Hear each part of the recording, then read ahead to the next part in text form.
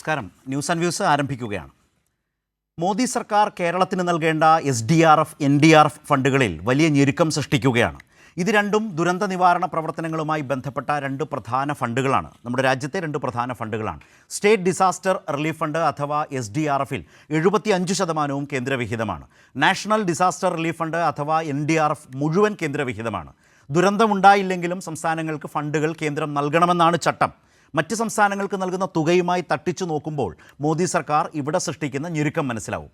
ഇതൊക്കെ ജനങ്ങളിലെത്തിക്കേണ്ട മാധ്യമങ്ങൾ കണക്കുകൾ അവതരിപ്പിച്ച് അത് ചെയ്യുന്നില്ല.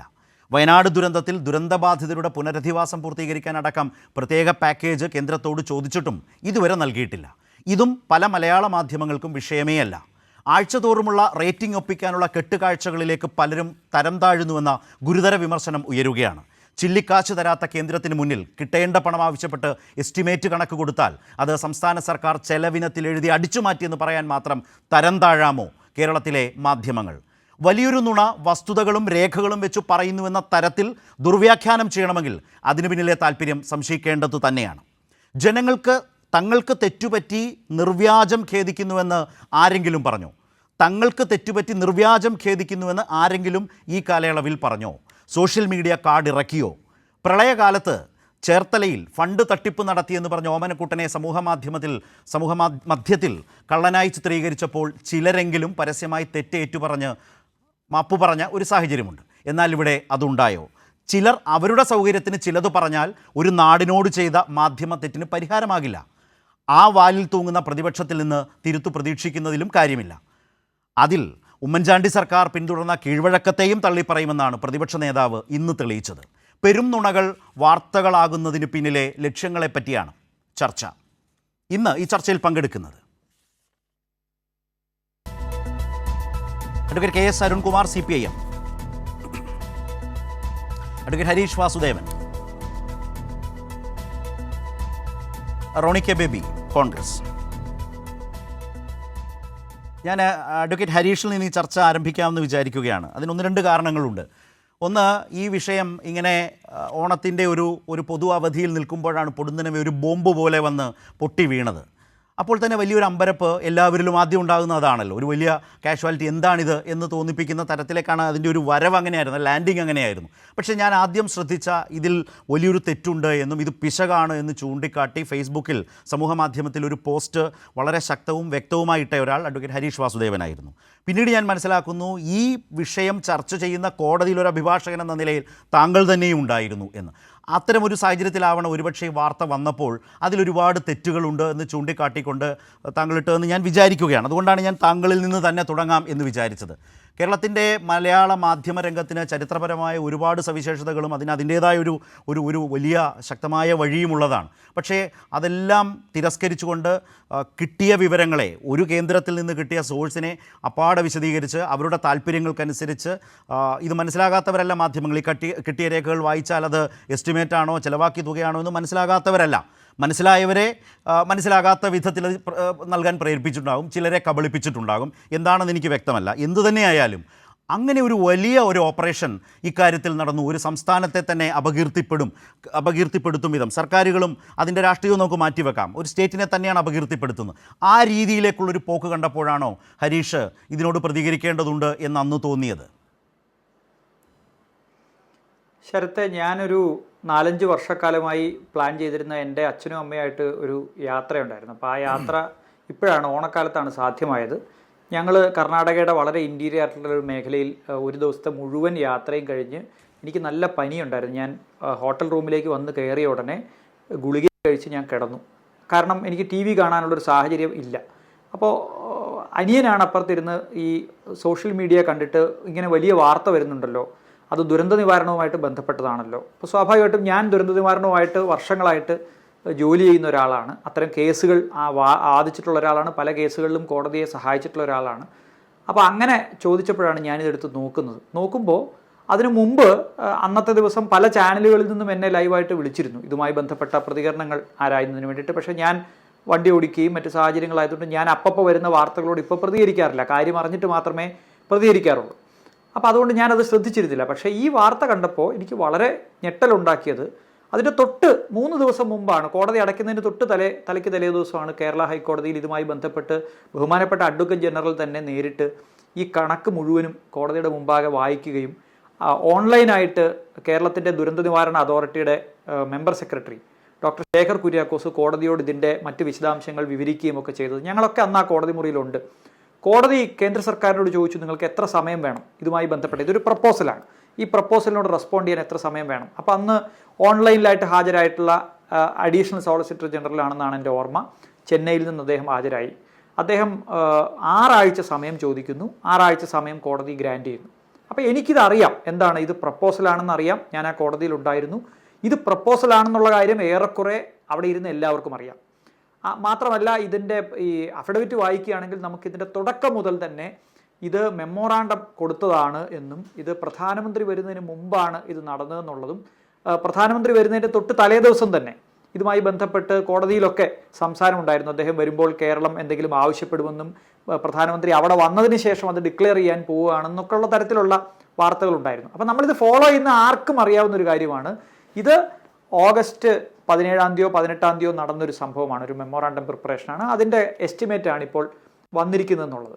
ഇത് മുഴുവൻ ചെലവാക്കി എന്ന മട്ടിൽ വാർത്ത കാണുന്നത് സത്യത്തിൽ ആടിനെ പട്ടിയാക്കുക മാത്രമല്ല, ആടിനെ നേരിട്ട് പേപ്പട്ടിയാക്കുകയാണ് ചെയ്യുന്നത്. ഇത് വസ്തുതയുമായി ഒരു നിലയ്ക്കും നിരക്കുന്ന കാര്യമല്ല. പിന്നീട് അങ്ങോട്ട് പറഞ്ഞു പോകുന്നതും ഞാൻ യൂട്യൂബ് എടുത്ത് ഇതിൻ്റെ മറ്റ് ലൈവ് ദൃശ്യങ്ങളൊക്കെ കണ്ടപ്പോൾ വളരെ മോശമായിട്ടുള്ള രീതിയിലാണ് ഇതിൻ്റെ ഇൻ്റർപ്രിട്ടേഷൻ പോകുന്നത്. അതുകൊണ്ടാണ് ഒട്ടും ദീർഘിപ്പിക്കാതെ ഏറ്റവും ചുരുക്കി ഇത് നുണ പറച്ചിലാണെന്നും സ്റ്റേറ്റ് ഇതിനെതിരായിട്ട് ഒരു നിയമ നടപടി സ്വീകരിക്കേണ്ടതാണെന്നും ഞാൻ ഫേസ്ബുക്കിൽ എഴുതിയത്.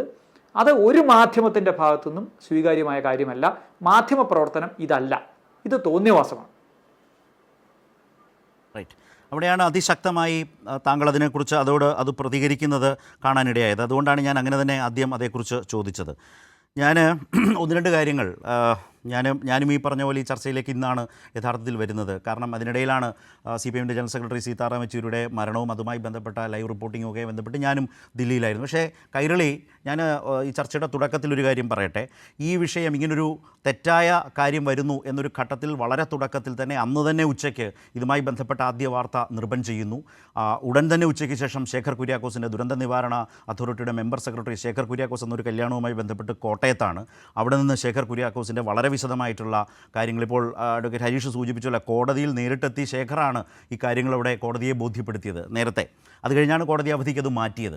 ശേഖർ കുര്യാക്കോസിൻ്റെ വിശദീകരണം ഇതുമായി ബന്ധപ്പെട്ട് നൽകി. അത് കഴിഞ്ഞ് വൈകുന്നേരം മുഖ്യമന്ത്രിയുടെ വാർത്താക്കുറിപ്പ് വന്നു. അതിനുശേഷം അന്ന് രാത്രി തന്നെ സംസാരിച്ച് കേരളത്തിൻ്റെ റവന്യൂ മന്ത്രിയുമായി സംസാരിച്ചു. പിറ്റേ ദിവസം രാവിലെ കൈരളി വാർത്തയുടെ ഗുഡ് മോർണിംഗ് കേരളത്തിൽ 1/2 മണിക്കൂർ സമയമിരുന്ന് കേരളത്തിൻ്റെ റവന്യൂ മന്ത്രി ചെയ്തതെന്താണ്, ചെയ്യാത്തതെന്താണ്, ഇതിൽ പറഞ്ഞതിനപ്പുറം കാർഷിക രംഗവുമായി ബന്ധപ്പെട്ട ആനിമൽ ഹസ്ബൻഡറി, മൃഗസംരക്ഷണ വകുപ്പുമായി ബന്ധപ്പെട്ടൊക്കെ ഈ പ്രപ്പോസലിൽ അഡ്വക്കേറ്റ് ഹരീഷ് പറഞ്ഞ ഈ പ്രപ്പോസലിൽ ഒരുപാട് കാര്യങ്ങളുണ്ട്.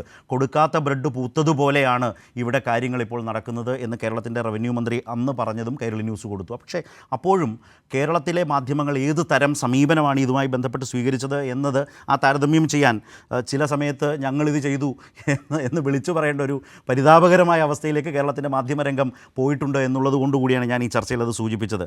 ആ കാലത്തെ ചില പോസ്റ്ററുകൾ ഞാൻ എടുത്തു വെച്ചിട്ടുണ്ടായിരുന്നു. ഒരു പോസ്റ്റർ, മുണ്ടക്കൈ ദുരന്തം, ഒരു മൃതദേഹം സംസ്കരിക്കാൻ 75,000 രൂപ, ബെയിലി പാലത്തിന് 1 കോടി രൂപ, ചെലവ് പുറത്തുവിട്ട് സർക്കാർ. അരുണൊക്കെ ചർച്ചയ്ക്ക് പോകുന്നൊരു ചാനലാണേ. അടുത്ത ചർച്ചയ്ക്ക് പോകുന്ന വേറൊരു ചാനൽ, സർക്കാരിൻ്റെ അമിത ചെലവ് കണക്ക് പുറത്ത്. ഞാനതിൻ്റെ തലക്കെട്ട് മാത്രം വായിക്കുകയാണ്. വേറൊരു വലിയ ചാനൽ, വയനാട് ദുരന്തത്തിൻ്റെ മറവിൽ കൊള്ള. പക്ഷേ അവർക്കൊരു സംശയവും കൂടെ ഉണ്ട് കേട്ടോ. ഒരു ചോദ്യചിഹ്നം എന്നിട്ട് ഇട്ടിട്ടുണ്ട്. ചെലവാക്കിയത് കോടികൾ, പക്ഷേ അതിൽ സംശയമില്ല, ചെലവാക്കിയതാണ്, എസ്റ്റിമേറ്റ് അല്ല.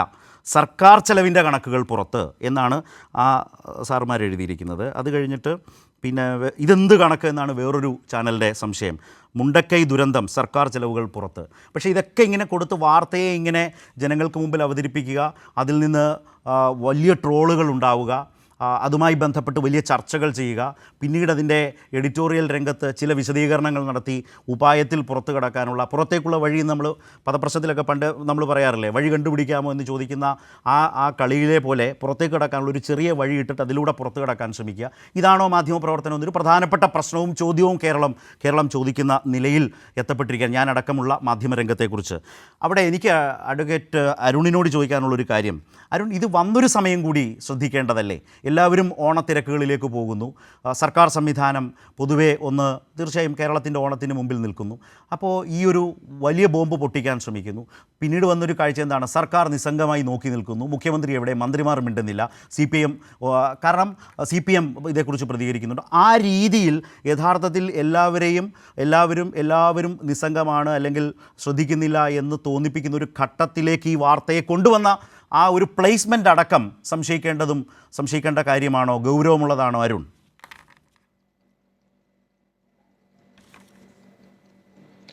തീർച്ചയായും. ഇപ്പോൾ തിരുവോണം എന്ന് പറയുമ്പോൾ ഒരു 3-4 ദിവസം തുടർച്ചയായിട്ട് അവധിയാണല്ലോ. ഏറ്റവും കൂടുതൽ ആളുകൾ കുടുംബമായിട്ടിരുന്ന് TV കാണുന്ന അതിന് അവസരമുള്ള സമയമാണ്.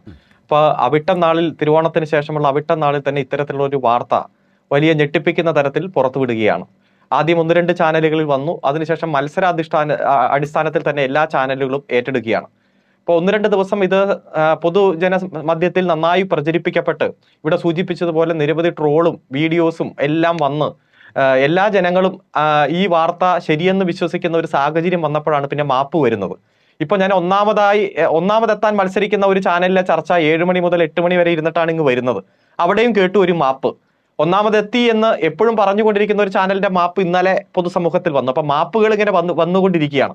പക്ഷെ UDF BJP പ്രൊഫൈലുകളെല്ലാം വലിയ തരത്തിൽ ആ തെറ്റിദ്ധരിപ്പിക്കുന്ന വാർത്തകൾ പ്രചരിപ്പിക്കുകയും ഇപ്പോഴും ചാനലുകളിൽ വന്ന് അത് സാധൂകരിക്കുന്ന തരത്തിലുള്ള ഇടപെടലുകൾ, അവരുടെ വാദമുഖങ്ങൾ വീണ്ടും ജനങ്ങളുടെ മുന്നിൽ അവതരിപ്പിക്കുന്നത് നാം കണ്ടുകൊണ്ടിരിക്കുകയാണ്. പക്ഷേ കൃത്യമായി ജനങ്ങൾക്ക് ബോധ്യമായി എന്താണ് ഇവിടെ സംഭവിച്ചിരിക്കുന്നതെന്ന്. ഇപ്പോൾ കേരളത്തിൽ ഉരുൾപൊട്ടൽ നടന്നിട്ട് ഇന്ന് 50 ദിവസമായി. വയനാട്ടിൽ ഉരുൾപൊട്ടൽ 50 ദിവസമായി. പ്രധാനമന്ത്രി ഇവിടെ വന്നു പോയിട്ട് 40 ദിവസമായി. ഒരു 5 പൈസ ഇടക്കാല ആശ്വാസമായി ഈ കേരളത്തിന് കിട്ടിയിട്ടില്ല. കേരളത്തിൽ ഉരുൾപൊട്ടൽ ഉണ്ടായി 2 ആഴ്ച കഴിഞ്ഞിട്ടാണ് ത്രിപുരയിൽ ഒരു വെള്ളപ്പൊക്കം ഉണ്ടായി. 12 പേർ മരിച്ചു. അന്നേ ദിവസം തന്നെ 40 കോടി രൂപ ത്രിപുരയ്ക്ക് അനുവദിച്ചു. അതിനുശേഷം ആന്ധ്ര അതുപോലെ തെലങ്കാന സംസ്ഥാനങ്ങളിൽ വെള്ളപ്പൊക്കമുണ്ടായി. 32 പേർ മരിച്ചു. അവിടെ 3448 കോടി രൂപയാണ് ഇടക്കാല ആശ്വാസമായി അനുവദിച്ചത്. തുടർന്ന് അടുത്ത ആഴ്ചയായപ്പോഴേക്കും ആസാമിലും ബീഹാറിലും വെള്ളപ്പൊക്കമുണ്ടായി. അവിടെയും ആയിരക്കണക്കിന് കോടി രൂപയുടെ ഇടക്കാല ആശ്വാസം പ്രഖ്യാപിക്കുന്ന സാഹചര്യമുണ്ടായി. ഇവിടെ ഇടക്കാല ആശ്വാസവുമില്ല, ഒരാശ്വാസവുമില്ല. ഇവിടെ പറഞ്ഞുകൊണ്ടിരുന്നത് നിവേദനം കിട്ടിയില്ലല്ലോ എന്നതാണ്. ഇപ്പോൾ പ്രധാനമന്ത്രി വന്നത് ഓഗസ്റ്റ് 10-ന്. ഓഗസ്റ്റ് 9-നാണ് ഈ നിവേദനം തയ്യാറാക്കുന്നത്. ഓഗസ്റ്റ് 17-നാണ് ഇത് സമർപ്പിച്ചത്. ആ നിവേദനം കൊടുത്തിട്ട് ഇന്ന് 31 ദിവസമായി. ഒരു തരത്തിലും ആ നിവേദനത്തിന്റെ ഭാഗമായിട്ട് ഒരു പരിഗണനയും വന്നിട്ടില്ല. BJP കോൺഗ്രസ് പ്രതിനിധികളോട് നേരിട്ട് ചോദിച്ചു, എന്തുകൊണ്ട് ഈ കേരളത്തിന് ഒരു പൈസ പോലും തരുന്നില്ല എന്ന് ചോദിക്കുമ്പോൾ ഒരു മറുപടിയുമില്ല. ഇപ്പൊ പറയുന്നത് എസ്റ്റിമേറ്റും എക്സ്പെൻഡിച്ചറും തമ്മിലുള്ള വ്യത്യാസം എല്ലാവർക്കും അറിയാവുന്നതല്ലേ. ഇവിടെ പൊതുസമൂഹത്തിൽ നിരവധി കണക്കുകളുണ്ട്. ഇപ്പോ പുറ്റിങ്ങൽ ദുരന്തമുണ്ടായി. പ്രധാനമന്ത്രി വന്ന് സന്ദർശിച്ചു. നിരവധി വീടുകളിലും പോയി. അവിടെ പുറ്റിങ്ങൽ ദുരന്തമുണ്ടായപ്പോൾ ഓരോ വീട്ടിൽ നഷ്ടപ്പെട്ട പാത്രങ്ങൾ, അതുപോലെ വസ്ത്രങ്ങൾ അന്ന് വാങ്ങാൻ ഒരു വീടിന് അനുവദിച്ചത് 40 ലക്ഷമാണ്. ഇപ്പോഴുള്ള കണക്കുകളൊക്കെ വെച്ച് നോക്കുമ്പോൾ എത്ര കൂടുതലാണ് അത്. അതുപോലെ ഒരു വീട്ടിലെ കിണർ വൃത്തിയാക്കാൻ 25,000 രൂപയാണ് അന്ന് അനുവദിച്ചത്. അതുപോലെ തന്നെ കുടിവെള്ളം ഒരു വീട്ടിലേക്ക് ഒരു ടാങ്കറിൽ എത്തിക്കാൻ ഒരു ദിവസം 15,000. അങ്ങനെ 50 ദിവസത്തേക്ക് കണക്ക് കൂട്ടി കൃത്യമായി 1,35,00,000 രൂപയുടെ ഒരു കണക്കാണ് അന്ന്, എസ്റ്റിമേറ്റ് ആണ് അന്ന് കൊടുത്തത്. അതുപോലെ തന്നെ 2012-ൽ ഇവിടെ വരൾച്ചയുണ്ടായി. UDFന്റെ കാലത്താണ് ഇതെല്ലാം.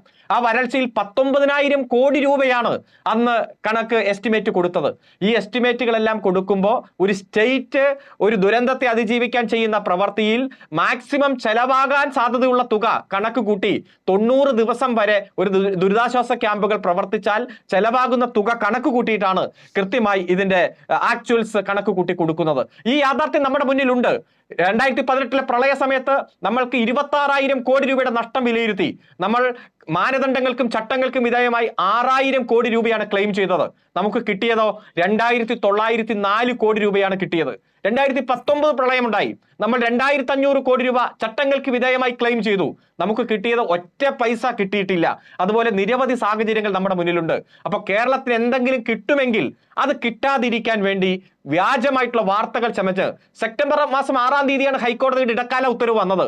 ഈ വാർത്ത ചാനലുകൾ പുറത്തുവിടുന്നത് സെപ്റ്റംബർ മാസം 16-ാം തീയതിയാണ്, ഓണത്തിന് ശേഷമാണ്. അതായത് 10 ദിവസം കഴിഞ്ഞ് ഒരു പുതിയ കണ്ടുപിടുത്തം എന്ന രൂപത്തിൽ പ്രധാനപ്പെട്ട ചാനലുകൾ കൊണ്ടുവന്ന് ബാക്കി ചാനലുകൾ അടിസ്ഥാനത്തിൽ ഈ വ്യാജ വാർത്ത സംപ്രേഷണം ചെയ്യുന്ന ഒരു സാഹചര്യം ഉണ്ടായത് ഒന്നും കേരളത്തിൽ തന്നില്ല, ഭാവിയിൽ എന്തെങ്കിലും കിട്ടുമെങ്കിൽ അതുകൂടി ഇല്ലാതാക്കാൻ വേണ്ടിയിട്ടുള്ള ഗൂഢ ലക്ഷ്യത്തിന്റെ ഭാഗമായിട്ട് തന്നെയാണ് എന്ന് നമുക്ക് വിലയിരുത്തേണ്ടി വരും.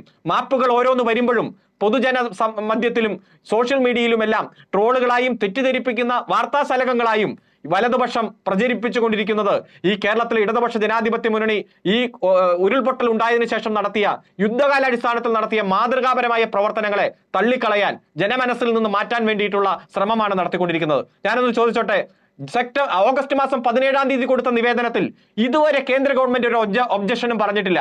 നിങ്ങളുടെ എസ്റ്റിമേറ്റ് കൂടിപ്പോയി, തുക കൂടിപ്പോയി എന്ന് കേന്ദ്ര ഗവൺമെന്റ് പറഞ്ഞിട്ടില്ല. ഹൈക്കോടതി 10-40 ദിവസം ഈ കേസിന്റെ പരിഗണിച്ചിട്ടുണ്ട്. സെപ്റ്റംബർ മാസം 6-ാം തീയതി അതിന്റെ ഇടക്കാല ഉത്തരവ് വരുമ്പോഴും ഹൈക്കോടതിയും പറഞ്ഞിട്ടില്ല നിങ്ങൾ കൊടുത്ത നിവേദനം എസ്റ്റിമേറ്റ് കൂടിപ്പോയി, ഏതെങ്കിലും തുക കൂടുതലായി ചേർത്തു എന്ന് പറയുന്ന സാഹചര്യമില്ല. ഹൈക്കോടതിയും ആ നിവേദനം കോട്ട് ചെയ്തിട്ടുള്ള ഒരു ഇടക്കാല ഉത്തരവ് കേന്ദ്രത്തിന് എത്ര സമയം വേണം എന്ന് ചോദിക്കുന്ന സാഹചര്യമാണ് ഉള്ളത്. മാധ്യമങ്ങൾ ബ്രേക്കിംഗ് ന്യൂസായി തങ്ങളുടെ കണ്ടുപിടുത്തമായി കൊണ്ടുവന്നത് കൃത്യമായി സംസ്ഥാന ഗവൺമെന്റ് ചെലവഴിച്ചതായി കള്ളക്കണക്ക് കൊടുത്തു എന്ന രൂപത്തിൽ തന്നെയാണ്. അതുകൊണ്ട് ആക്ച്വൽസ് എന്താണെന്നും, ഒരു സ്റ്റേറ്റ് ഒരു പ്രവൃത്തി ചെയ്യുമ്പോൾ, ഒരു ദുരിതാശ്വാസ പ്രവർത്തനം നടത്തുമ്പോൾ, ഒരു ദുരന്തത്തിന് ശേഷം പുനർനിർമ്മാണ പ്രവർത്തി നടക്കുമ്പോൾ എങ്ങനെയാണ് ഒരു 90 ദിവസം ദുരിതാശ്വാസ ക്യാമ്പുകൾ പ്രവർത്തിച്ചാൽ ചെലവ് വരുന്നത്? നമുക്കറിയാം 2018 ഹെലികോപ്റ്റർ വന്ന് ഇവിടെ ജനങ്ങളെ രക്ഷിച്ചു. ഒരു വർഷം കഴിഞ്ഞപ്പോഴാണ് 102 കോടി രൂപ ക്ലെയിം ചെയ്ത് നമുക്ക് പ്രത്യേക ബില്ലും ഉത്തരവും കാര്യങ്ങൾ വന്നു. നമുക്ക് അരി തന്നു. 2 വർഷം കഴിഞ്ഞിട്ടാണ് ആ അരിക്ക് 205 കോടി രൂപ ക്ലെയിം ചെയ്ത് കേന്ദ്രത്തിൽ നിന്ന് നമുക്ക് ലെറ്റർ വന്നത്. കൊടുക്കേണ്ടി വന്നു. നമുക്ക് കേന്ദ്രത്തിൽ നിന്ന് കിട്ടിയ തുകയിൽ നിന്ന് തന്നെ അത് കൊടുക്കേണ്ടി വന്നു. ഇവിടെ സേനാ വിഭാഗങ്ങളും മറ്റു തരത്തിൽ ഇതിന്റെ ഭാഗമായി മാറിയവർ, മറ്റു സംസ്ഥാനങ്ങളിൽ നിന്നും ജില്ലയിൽ നിന്നും ദുരിതാശ്വാസ പ്രവർത്തനങ്ങൾക്ക് വന്ന യന്ത്ര സാമഗ്രികൾ, ഇവയെല്ലാം അവയുടെ ബില്ലും മറ്റു കാര്യങ്ങളും എല്ലാം കണക്കുകൂട്ടി വരാൻ മാസങ്ങളെടുക്കും, ദിവസങ്ങളെടുക്കും. അതുകൊണ്ട് നമ്മളൊരു പ്രപ്പോസൽ തയ്യാറാക്കി ഒരു 90 ദിവസത്തെ ദുരിതാശ്വാസ പ്രവർത്തനങ്ങൾ ആക്ട് പറയുന്നത് പോലെ, ചട്ടങ്ങൾ പ്രകാരം 2012 ശേഷം ഇവിടെ നടക്കുന്ന എല്ലാ ദുരന്തങ്ങളിലും ചെയ്യുന്നത് പോലെ തന്നെയാണ് ഇത്തരത്തിലുള്ള ഒരു എസ്റ്റിമേറ്റ് തയ്യാറാക്കി കൊടുത്തത്. അതിനെയാണ് തെറ്റിദ്ധരിപ്പിക്കുന്ന വാർത്ത കൊടുത്ത് അത് ചർച്ച ചെയ്തുകൊണ്ടിരിക്കുന്നു. മാപ്പ് പറഞ്ഞിട്ടും ഇത്തരത്തിലുള്ള ചർച്ചകളിൽ വലതുപക്ഷ പ്രതിനിധികൾ വന്ന് വീണ്ടും വീണ്ടും ജനങ്ങളെ തെറ്റിദ്ധരിപ്പിച്ചുകൊണ്ടിരിക്കുന്ന ഒരു സാഹചര്യമാണ്. അത് വയനാട്ടിലെ ജനങ്ങൾ ദുരന്തത്തിൽപ്പെട്ട 1555 വീടുകൾ നഷ്ടപ്പെട്ടു, 500-ലധികം ആളുകൾ മരിച്ചു. ഇന്ത്യയിൽ ഉണ്ടായ പ്രകൃതി ദുരന്തം ഉരുൾപൊട്ടലിൽ ഏറ്റവും വലിയ 3ാമത്തേതാണ്. കേരളത്തിൽ ഇത്രയും വലിയ ഒരു ഉരുൾപൊട്ടൽ ഉണ്ടായിട്ടില്ല. ഇത്ര ദുരന്തം ഉണ്ടായിട്ടും ആ ദുരന്തം അനുഭവിച്ച ജനങ്ങളെ അവഗണിച്ചുകൊണ്ട് അവരിലേക്ക് കൂടുതൽ ദുരന്തം അടിച്ചേൽപ്പിക്കുന്ന വലതുപക്ഷത്തിന്റെയും മാധ്യമങ്ങളുടെയും ഈ ശ്രമത്തിനെതിരെ ജനാധിപത്യ കേരളം ഉണർന്ന് ഒറ്റക്കെട്ടായി അണിനിരക്കുന്ന ഒരു കാഴ്ചയാണ് ഇന്നലെയും ഇന്നും നാം കാണുന്നത്. അതുകൊണ്ട് കൈരളി അടക്കം നടത്തിയ ഇടപെടലുകൾ, ഈ വാർത്ത പുറത്തു വന്നപ്പോൾ നടത്തിയ വസ്തുതാപരമായി ദുരന്ത നിവാരണ അതോറിറ്റിയുടെ ഉയർന്ന ഉദ്യോഗസ്ഥനെ തന്നെ രംഗത്ത് കൊണ്ടുവന്നുകൊണ്ട് നടത്തിയ പ്രവർത്തനങ്ങളും ഈ നിവേദനത്തിന്റെ ഉള്ളടക്കത്തെക്കുറിച്ചെല്ലാം വിശദീകരിച്ചത് തന്നെയാണ് യഥാർത്ഥത്തിൽ സത്യം അറിയാൻ ജനങ്ങൾക്ക് അവസരമൊരുക്കിയത്. വരും ദിവസങ്ങളിലും അതിശക്തമായി ഈ മേഖലയിലുള്ള നുണപ്രചരണത്തെ, ഈ ദുരന്തത്തെക്കാൾ വലിയ ദുരന്തമായി മാറുന്ന നുണപ്രചരണത്തെ നേരിടാൻ ഒറ്റക്കെട്ടായി ജനങ്ങൾ അണിനിരക്കേണ്ട ഒരു സാഹചര്യമാണ് ഇന്ന് കേരളത്തിലുള്ളത്. റൈറ്റ്.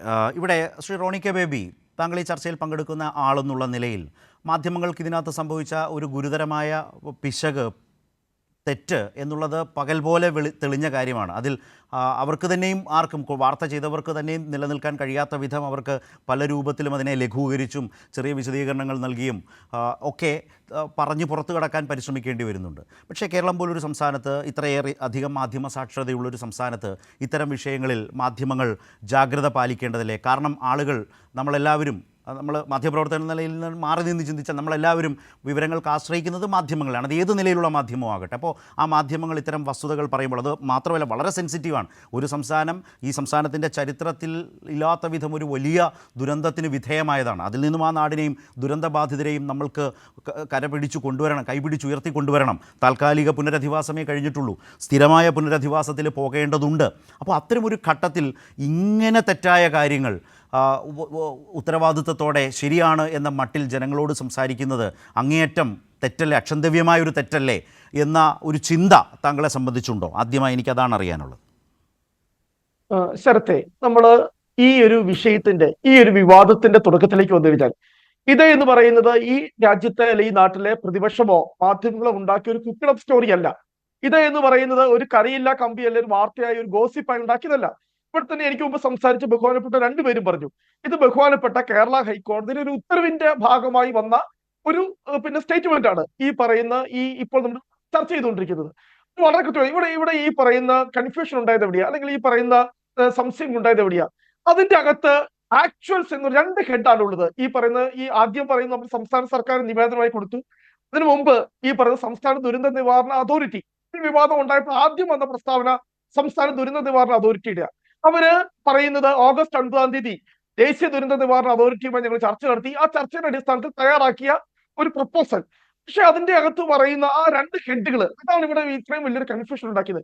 ഒരു ഹെഡിൽ പറഞ്ഞു ആക്ച്വൽസ്. നമുക്കൊക്കെ വളരെ കൃത്യമായിട്ട് നമ്മളൊക്കെ ഈ ആക്ച്വൽ എന്ന് പറഞ്ഞാൽ എന്താ, യഥാർത്ഥത്തിൽ ചെലവായത് എന്നാണ് നമ്മളൊക്കെ മനസ്സിലാക്കുന്നത്. രണ്ടാമത്തെ ഹെഡാണ് ഇപ്പോൾ ഇവിടെ പറയുന്ന പ്ലാൻ എക്സ്പെൻഡിച്ചർ, അതായത് ഇനിയും വരാനിരിക്കുന്ന ചെലവുകൾ. അതിൻ്റെ അകത്ത് പോലും ഈ സംസ്ഥാന ദുരന്ത നിവാരണ അതോറിറ്റിയുടെ സ്റ്റേറ്റ്മെന്റിൽ പറയുന്നു 90 ദിവസത്തേക്ക് മുൻകൂട്ടി കണ്ടുകൊണ്ടുള്ള ഏത് ഭാഗം എന്നറിയോ? ദുരിതാശ്വാസ ക്യാമ്പുകളിൽ ആരെങ്കിലും താമസിക്കുന്നുണ്ടെങ്കിൽ അവർക്ക് വേണ്ടി ചെലവാക്കാവുന്ന പണമാണ് ഈ പറയുന്ന 90 ദിവസം മുൻകൂട്ടി കണ്ടുള്ള പ്രപ്പോസൽ. അപ്പോൾ ഇവിടെ വന്ന പ്രശ്നം എന്താ? ഞങ്ങൾ പ്രതിപക്ഷ നേതാവ് ഉൾപ്പെടെ ഞാൻ വളരെ കൃത്യമായി തന്നെ ഈ വേദിയിൽ നിന്നുകൊണ്ട് എന്റെ കയ്യിൽ കൃത്യമായി തന്നെ അന്ന് ഈ പറഞ്ഞ VD സതീശൻ പ്രസ്താവനയുണ്ട്. അദ്ദേഹം ചോദിച്ച ചോദ്യം എന്താ, ഇങ്ങനെയാണോ യാതൊരു മാനദണ്ഡങ്ങളും ഇല്ലാതെയാണോ സംസ്ഥാന ദുരന്ത നിവാരണ അതോറിറ്റി ഇങ്ങനെ ഇത്ര പ്രധാനപ്പെട്ട ഒരു വിഷയത്തിൽ ഇങ്ങനെ ഒരു പ്രപ്പോസൽ തയ്യാറാക്കി കേന്ദ്ര ദുരന്ത നിവാരണ അതോറിറ്റിക്ക് നൽകേണ്ടത്? അവിടെയാണ് ഇതിന്റെ അടിസ്ഥാന പ്രശ്നം പറഞ്ഞത്. അപ്പോൾ നമുക്ക് അതിന്റെ മാനദണ്ഡങ്ങൾ പ്രകാരം കൃത്യമായി മാനദണ്ഡങ്ങളുണ്ട്. വളരെ കൃത്യമായി പറയട്ടെ, ഞാൻ മനസ്സിലാക്കുന്നതനുസരിച്ച് കേന്ദ്ര ദുരന്ത നിവാരണ അതോറിറ്റിയുടെ മാനദണ്ഡം പറയുന്നത് സംസ്ഥാന ദുരന്ത നിവാരണ അതോറിറ്റിയുടെ എക്സിക്യൂട്ടീവ് കൂടി ഉള്ള ചെലവുകളെല്ലാം കൃത്യമായി തന്നെ അസസ് ചെയ്ത് അതിന്റെ അടിസ്ഥാനത്തിൽ ഒരു പ്രപ്പോസലാണ് ഈ പറയുന്ന കേന്ദ്ര ദുരന്ത നിവാരണ അതോറിറ്റിക്ക് നൽകേണ്ടത്. പക്ഷെ ഇവിടെ ഒരുപാട് തെറ്റുകള് ഈ സംസ്ഥാന ദുരന്ത നിവാരണ അതോറിറ്റിക്ക് വന്നു കഴിഞ്ഞിട്ടുണ്ട്.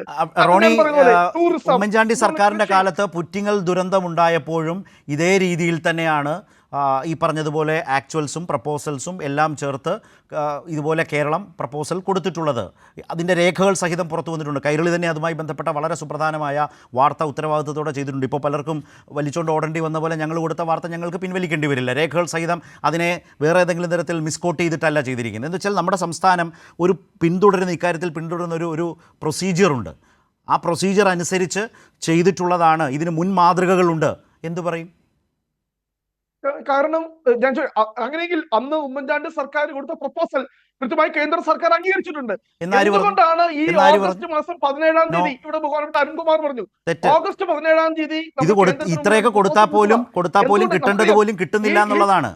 മനസ്സിലായില്ലേ? ഈ പ്രധാനമന്ത്രി അല്ല ഈ ദുരിതാശ്വാസം പ്രഖ്യാപിക്കേണ്ടത് ഈ പറഞ്ഞ കേന്ദ്ര സർക്കാർ. മോദി സർക്കാരാണോ? Recommendation from the central disaster management authority. അതാരുടെ കീഴിലാണ്? മുമ്പിൽ ഈ മാനദണ്ഡങ്ങൾ ഒന്നുമില്ലാതെ ആക്ച്വൽസ് എല്ലാം കൂടെ കൂടി കൂട്ടിക്കുഴച്ചുകൊണ്ട്. അത് ശരി.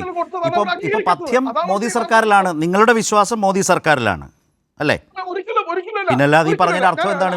അങ്ങനെ ശരി, അങ്ങനെയെങ്കിൽ ഈ ഒരു മാസമായി ഇങ്ങനെ ഒരു നിബോധനം കൊടുത്ത് ഇതുവരെ സർക്കാർ കേന്ദ്ര ഗവൺമെന്റ് നമുക്ക് ആവശ്യമായ ഫണ്ട് അനുവദിച്ചിട്ടില്ല എന്നൊരു പ്രസ്താവന ഒരു മാസം എവിടെയെങ്കിലും നടത്തിയിട്ടുണ്ടോ?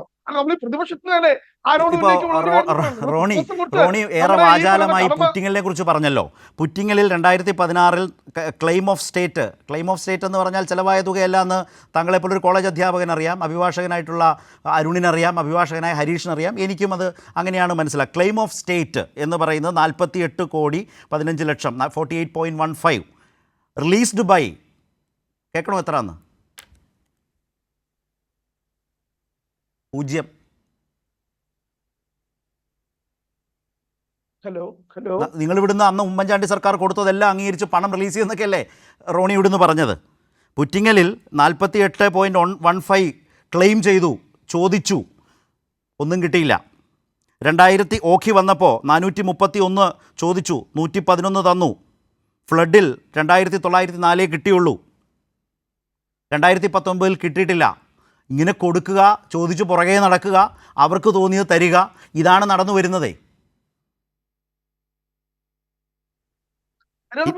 ഇനി വേണമെങ്കിലും പറയാം, ഉമ്മൻചാണ്ടിയുടെ കാലത്ത് 2013 ഉമ്മൻചാണ്ടിയാണല്ലോ ഭരിക്കുന്നത്. ഫ്ലഡിൻ്റെ കാര്യത്തിൽ ലാൻഡ് സ്ലൈഡ്സ് ചോദിച്ചത് 503 കോടി, കിട്ടിയത് 0. പ്രീ മൺസൂൺ ഫ്ലഡ്സ് 2014 237 കോടി അന്നത്തെ സർക്കാർ ചോദിച്ചു, കിട്ടിയത് 0. ഡ്രൗട്ട് അപ്പോൾ ഈ കണക്കൊക്കെ എന്താണ്? 992 കോടി ഡ്രൗട്ടിൻ്റെ കാര്യത്തിൽ 16-17 31 കോടി. അപ്പോൾ ഈ പറയുന്ന ഒരു സ്റ്റേറ്റ് നേരിടുന്ന പ്രശ്നങ്ങളെ ആധാരമാക്കി ഉദ്യോഗസ്ഥ തലത്തിൽ ആ കണക്കെടുപ്പെല്ലാം നടത്തി ചീഫ് സെക്രട്ടറി മുതൽ ഇങ്ങോട്ട് വളരെ സൂക്ഷ്മമായി പരിശോധിച്ച് ഭാവിയിൽ വേണ്ട ആവശ്യങ്ങളും എല്ലാം പരിഗണിച്ച് കണക്ക് തയ്യാറാക്കി മുന്നോട്ട് കൊടുക്കുമ്പോൾ അതിന് പലപ്പോഴും പുല്ലുവിലയാണ് നൽകുന്നത് എന്നുള്ളതല്ലേ ഇത് ആക്ച്വൽസ്. യഥാർത്ഥത്തിൽ അതാണ് കാണേണ്ടത്, ആക്ച്വൽസ് അവിടെയാണ്. എന്നിട്ടും കേരളത്തിലെ കോൺഗ്രസ് നയിക്കുന്ന പ്രതിപക്ഷം ആരോടാണ് ഈ കണക്ക് തീർക്കുന്നത്? റോണി, നമ്മൾ ഇതിനകത്ത് ഈ ഒരിക്കലും ഞാൻ പറഞ്ഞല്ലോ, ഇവിടെ പ്രതിപക്ഷ നേതാവിന് വളരെ കൃത്യമായിട്ട് സ്റ്റേറ്റ്മെന്റ് ഞാൻ ഇപ്പോഴും വായിച്ചത് എന്റെ മുമ്പിലൂടെ എന്നെ വായിച്ചു കേൾപ്പിക്കാം. അവർ പറഞ്ഞിരിക്കുന്നത് ഞാൻ കണക്കുകളാണ് പറഞ്ഞത്. ഈ പറയുന്ന ദേശീയ ദുരന്ത നിവാരണ മാനദണ്ഡങ്ങൾ, നമ്മളെ മാനദണ്ഡങ്ങൾ പാലിക്കണമെന്ന് ഞാൻ പറഞ്ഞത്. അത് തന്നെ ഇവിടുത്തെ പ്രശ്നം എന്ന് പറയുന്നത്. ഞാൻ ചോദിട്ടെ, ഈ മോദി സർക്കാർ മാനദണ്ഡങ്ങൾ പാലിച്ച് വളരെ വളരെ വളരെ നീതിയുക്തമായ ഡിസ്ട്രിബ്യൂഷൻ നടത്തുന്നെന്നാണോ കേരളത്തിലെ കോൺഗ്രസിന്റെ വാദം? നമ്മളൊരു നിർദ്ദേശം കൊടുക്കുമ്പോൾ, നമ്മൾ ചുരുങ്ങിയ പക്ഷം ഒരു നിർദ്ദേശം കൊടുക്കുമ്പോൾ അതെടുത്ത് ചവറ്റുകൊട്ടൽ ഇടുകയെന്നതിന് പകരം നമുക്ക് നിന്ന് പറയാനായിട്ട് കൃത്യമായ വാദമുണ്ട്. ഞാൻ ചോട്ടെ, 2016 രാജ്യം ഭരിക്കുന്നത് മോദി തന്നെയല്ലേ? 2016 പിണറായി വിജയൻ കേരളത്തിൽ വന്നുള്ളൂ. അതിനു മുമ്പ് ഉമ്മൻചാണ്ടിയല്ലേ ഭരിച്ചത്? ഇതേ മോദി സർക്കാരിന്റെ കാലത്ത് എന്തേ നിങ്ങൾ കൊടുത്ത കണക്കുകൾ ചവറ്റുകൊട്ടയിൽ പോയി? ആ കണക്കിന്റെ യോഗ്യതയില്ലായ്മ കൊണ്ടാണോ? കണക്കിന്റെ യോഗ്യതയില്ലായ്മ കൊണ്ടാണോ? അല്ല സർ, അല്ല. അതിന്റെ കാരണം നമുക്കെല്ലാം നന്നായി മനസ്സിലാവും. അടുത്ത് പറഞ്ഞ അടിസ്ഥാനത്തില് ഈ പുറ്റിങ്ങൽ ദുരന്തം ഒഴികെ നിങ്ങൾക്കതൊന്നും പ്രശ്നമല്ലെങ്കിൽ മലയാളിക്കും കേരളത്തിനും അത് പ്രശ്നമാണ്. ആദ്യം നടപടി എടുക്കേണ്ടത്, ആദ്യം വിശദീകരണം ചോദിക്കേണ്ടത്, ഇങ്ങനെ തെറ്റായിട്ടുള്ള ഒരു പ്രപ്പോസൽ തയ്യാറാക്കിയ സംസ്ഥാന ദുരന്ത നിവാരണ അതോറിറ്റിയോട് ചോദിക്കേണ്ടത്. അവിടെയാണ് പ്രതിപക്ഷം നിൽക്കുന്നത്. ഞാൻ വരാം. ഇവിടെ റോണി കെ ബേബി സംസാരിച്ചത്, ഞാൻ അഡ്വക്കേറ്റ് ഹരീഷ് വാസുവിലേക്കാണ് വരുന്നത്. ഇതിൽ അദ്ദേഹം പറയുന്നത് കൺഫ്യൂഷൻസ് ഉണ്ട് എന്നാണ്. അതുപോലെ ആക്ച്വൽസും പ്ലാൻ പ്രപ്പോസൽസും ഒക്കെ തമ്മിൽ അദ്ദേഹം പറഞ്ഞതൊക്കെ കേട്ടല്ലോ. ഇന്ന് പ്രതിപക്ഷ നേതാവ് ചോദിച്ചത് മാധ്യമങ്ങൾക്ക് ഗൗരവമായ ഗുരുതരമായ പിശകു പറ്റി. താങ്കൾ പറഞ്ഞൊരു ശക്തമായ വാചകം ഞാൻ ഓർക്കുന്നു, ഈ ചർച്ചയിലടക്കം തോന്നിയവാസമാണ് എന്നാണ് പറഞ്ഞത്. അവിടെ കൊണ്ടും തീർന്നില്ല ഹരീഷ് വാസുവിൻ്റെ നിലപാട്. ഞാനത് താങ്കൾ ഈ ചർച്ചയിൽ താങ്കളത് പറഞ്ഞിട്ടുള്ളതാണ്, അത് വിശദീകരിക്കും അല്ലെങ്കിൽ പറയുമെന്ന് ഞാൻ വിചാരിക്കും, എന്തും ആവട്ടെ. പക്ഷേ പ്രതിപക്ഷ നേതാവ്, ബഹുമാനനായ പ്രതിപക്ഷ നേതാവ്, ഈ കേരളത്തെ തന്നെ പ്രതിനിധീകരിക്കുന്ന സർക്കാരിനെ പോലെ തന്നെ വളരെ ഉത്തരവാദപ്പെട്ട പദവിയാണ്. അദ്ദേഹം ചോദിച്ചത് മാധ്യമങ്ങൾ എന്തു തെറ്റു ചെയ്തു എന്നാണ്. ഹരീഷ് വാസുദേവൻ എന്തു പറയും, എന്തു തോന്നുന്നു? ഇത്തരം അവരെപ്പോലും, ഞാൻ പറയുന്നത് രാഷ്ട്രീയ നേതൃത്വങ്ങളെപ്പോലും ആ വാർത്തകൾ അപ്പോൾ സ്വാധീനിച്ചു എന്നല്ലേ മനസ്സിലാക്കേണ്ടത്. അതുകൊണ്ടല്ലേ അദ്ദേഹം ചോദിച്ചത് മാധ്യമങ്ങൾ എന്ത് തെറ്റാണ് ചെയ്തതെന്ന്. റോണിയും ആ ലൈൻ പിടിച്ചാണ് സംസാരിച്ചത്. കൺഫ്യൂഷൻസ് ഉണ്ട്.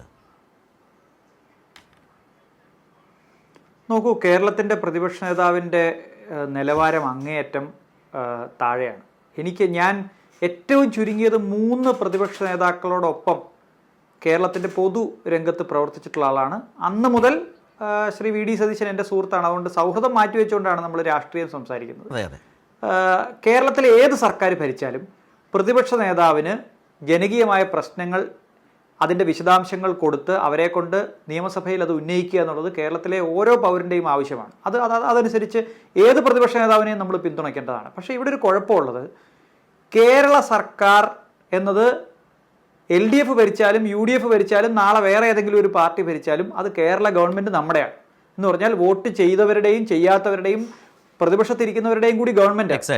ഈ ഗവൺമെൻറ്റിന് കിട്ടേണ്ട പണം എന്ന് പറയുന്നത് ജനങ്ങൾക്ക് കിട്ടേണ്ട പണമാണ്. കേന്ദ്ര സർക്കാർ വയനാട്ടിലെ സാധാരണക്കാർക്ക് മരിച്ചുപോയ ആളുകളുടെ വീട്ടിൽ കൊടുക്കേണ്ട പണമാണ്, അല്ലാതെ പിണറായി വിജയനോ LDFനോ കിട്ടേണ്ട പൈസയല്ല. അതുകൊണ്ട് തന്നെ കേന്ദ്ര സർക്കാരിൻ്റെ ഭാഗത്തുനിന്ന് ഇത്ര ഗുരുതരമായിട്ടുള്ള വീഴ്ച ഉണ്ടാവും. ആദ്യമായിട്ടല്ല, ഇഷ്ടംപോലെ വീഴ്ചകൾ ഇതിനു മുമ്പ് ഉണ്ടായിട്ടുണ്ട്. ശരത്ത് ചൂണ്ടിക്കാണിച്ചത് പോരാതെ ഞാൻ പറയാം. ശരത്ത് എന്നോട് ആദ്യത്തെ റൗണ്ടിൽ ചോദിച്ചു എന്തുകൊണ്ടാണ് എനിക്കിത് വളരെ പെട്ടെന്ന് കത്തിയത്. ആ കോടതി മുറിയിൽ ഉണ്ടായിരുന്നുകൊണ്ട് മാത്രമല്ല, ഞാൻ UNDPയുടെ കൺസൾട്ടൻ്റായിട്ട് വർക്ക് ചെയ്യുന്ന കാലത്താണ് കേരളത്തിൽ 2018 ഫ്ലഡ് ഉണ്ടാകുന്നത്. 2018 ഫ്ലഡിൻ്റെയും ലാൻഡ് സ്ലൈഡിൻ്റെയും ദുരന്ത പോസ്റ്റ് ഡിസാസ്റ്റർ നീഡ് അസസ്മെൻ്റ് എന്ന് പറയുന്നത് എല്ലാ ദുരന്തത്തിന് ശേഷവും നിയമപരമായി ചെയ്യേണ്ട ഒരു പ്രവൃത്തിയാണ്. എത്രയാണ് നാശനഷ്ടം ഉണ്ടായതെന്ന് കണക്കെടുക്കുക. കേരളം ഏൽപ്പിച്ചത് ഐക്യരാഷ്ട്രസഭയാണ്.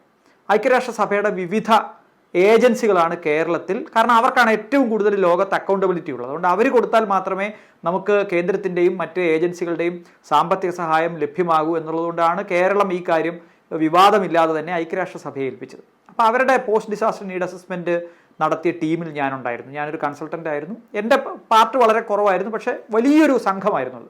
അവരുടെ അസസ്മെൻറ്റ് റിപ്പോർട്ടിൽ 25,000 കോടിയിലേറെ രൂപയാണ് കേരളത്തിനുണ്ടായ നഷ്ടം. ആ നഷ്ടത്തിന് കിട്ടിയത് എത്രയാ? 1% കേന്ദ്രത്തിന് കിട്ടിയത്. ഇത് കേരളം പരാതിപ്പെടാഞ്ഞിട്ടാണോ? കേരളത്തിൽ ശക്തമായി പ്രതിപക്ഷവും ഭരണകക്ഷിയും ചേർന്ന് കേന്ദ്ര സർക്കാരിനോട് ആവശ്യപ്പെടേണ്ടതല്ലേ? അങ്ങനെ എത്ര ഉദാഹരണങ്ങൾ വേണമെങ്കിലും എനിക്ക് ചൂണ്ടിക്കാണിക്കാം. പക്ഷേ കേരള സർക്കാർ എന്തുകൊണ്ട് കഴിഞ്ഞ 1 മാസത്തിനുള്ളിൽ പരാതിപ്പെട്ടില്ല എന്ന് ചോദിച്ചാൽ നമുക്ക് ചരിത്രം അറിയാം.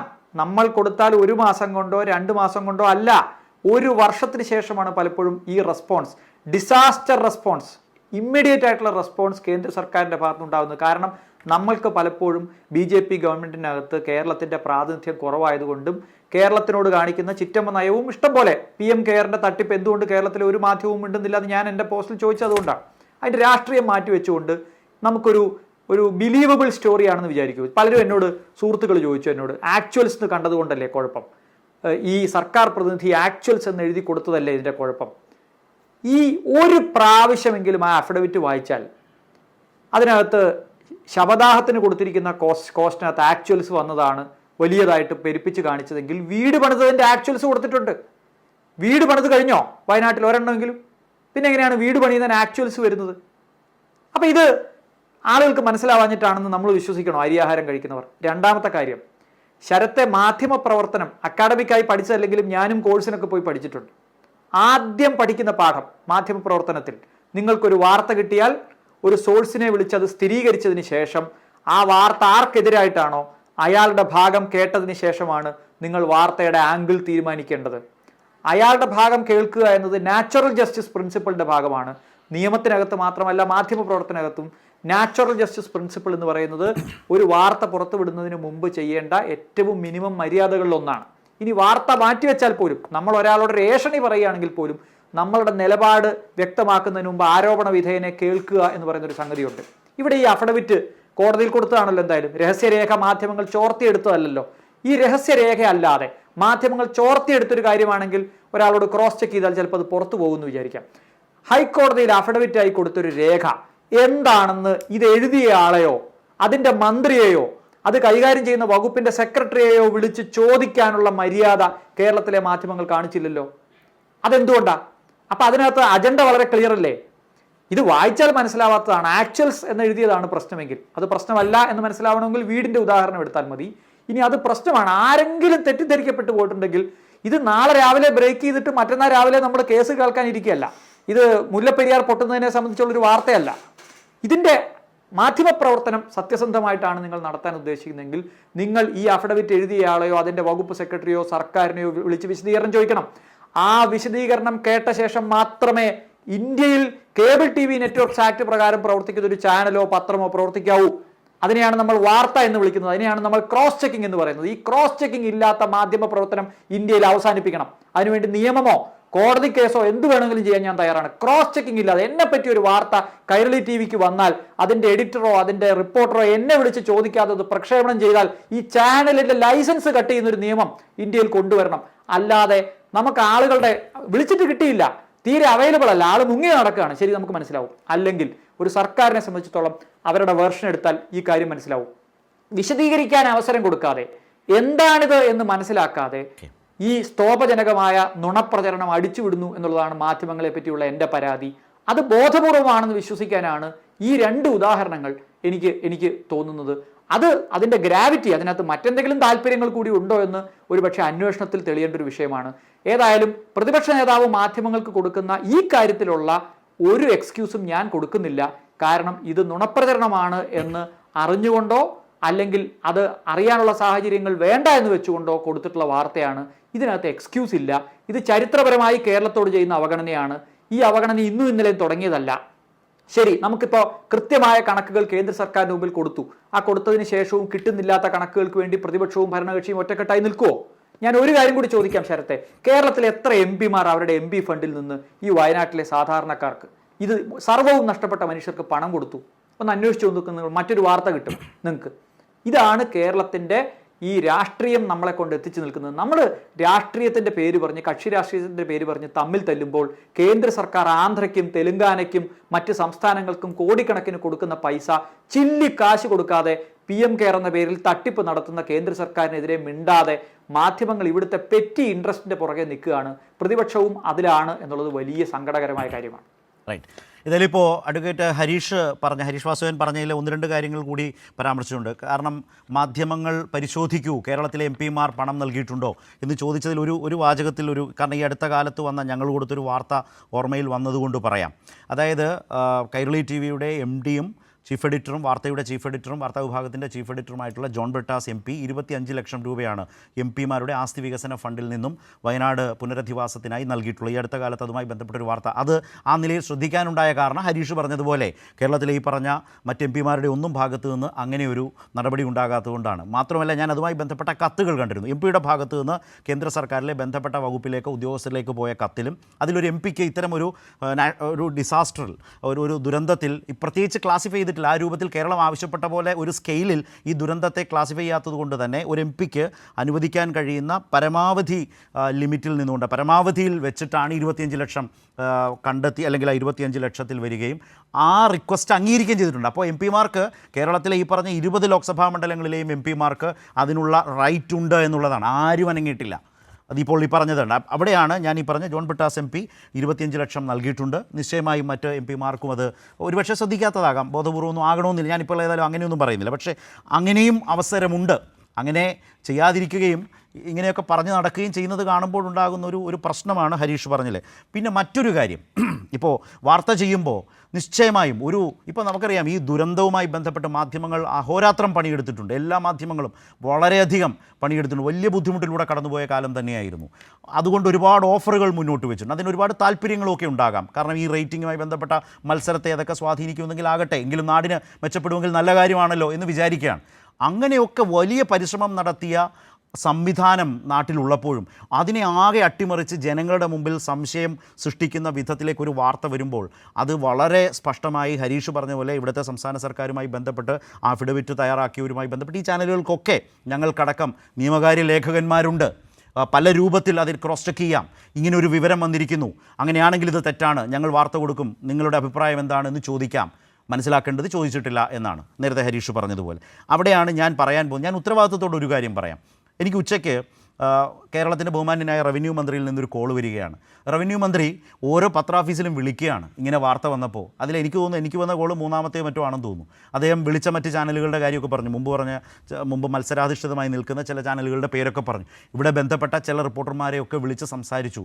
ശരത്തെ, ഇതാണ് ഇതിൻ്റെ വസ്തുത, ഇത് വലിയ തെറ്റാണ് ഈ കാണിക്കുന്നത്, കേരളത്തോട് കാണിക്കുന്ന അനീതിയാണ് എന്ന് കേരളത്തിൻ്റെ റവന്യൂ മന്ത്രി ഈ ചാനൽ മുറികളിലേക്കും പത്രമാഫീസുകളിലേക്കും ഫോൺ വിളിക്കേണ്ട അവസ്ഥയിലേക്ക് നമ്മുടെ വാർത്താ സംസ്കാരം എത്തപ്പെട്ടതിൻ്റെ അവസ്ഥ. അങ്ങനെ പറഞ്ഞതുകൊണ്ട് ചില വിശദീകരണങ്ങളൊക്കെ നൽകാൻ ചില ആളുകൾ തയ്യാറായതാണ് ചില വീഡിയോയായി നമ്മുടെ മുമ്പിൽ വരുന്നത്. അപ്പോൾ ഇതാണ് ഇതിൻ്റെ ഒരു അവസ്ഥ എന്ന് പറയുന്നത്. അതൊരു സ്റ്റേറ്റിൻ്റെ ഒരു മുന്നോട്ട് പോക്കിനെ തന്നെ തകിടം മറിക്കും വിധത്തിലേക്ക് എന്തുമാകാം എന്ന നിലയിലേക്ക് അതിനെ ഉപയോഗിക്കൂ എന്നുള്ളത് തന്നെയാണ്. അവിടെ അഡ്വക്കേറ്റ് അരുൺ, ഞാൻ ചില ഇൻഫർമേഷൻസ് ഇതുമായി ബന്ധപ്പെട്ട് ഷെയർ ചെയ്തുകൊണ്ടാണ് പതിവില്ലാതെ ഇക്കാര്യങ്ങൾ കൂടി പറഞ്ഞത്. ഇപ്പോഴും കോൺഗ്രസിൻ്റെ ഒരു സമീപനം താങ്കൾ എങ്ങനെയാണ് എടുക്കുന്നത്? പ്രതിപക്ഷ നേതാവ് പുറ്റിങ്ങിലടക്കം ഇന്ന് മാധ്യമപ്രവർത്തകർ ചോദിച്ചു. ഞങ്ങൾ രേഖകൾ സഹിതം ഈ വാർത്ത കൊടുത്തു. കൈരളിയാണ് കേട്ടോ പ്രതിപക്ഷ നേതാവിനോട് അത് ചോദിച്ചത്, വേറെ ആരും ചോദിച്ചിട്ടില്ല എന്നാണ് ഞാൻ മനസ്സിലാക്കുന്നത്. അപ്പോൾ അദ്ദേഹം പറഞ്ഞത് ആ സർക്കാരിൻ്റെ കാലത്തും പുഴുക്കുത്തുകൾ ഉണ്ടെങ്കിൽ ആ പുഴുക്കുത്തുകളായിരിക്കും അത് ചെയ്തതെന്നൊക്കെയാണ് അദ്ദേഹം പറഞ്ഞത്.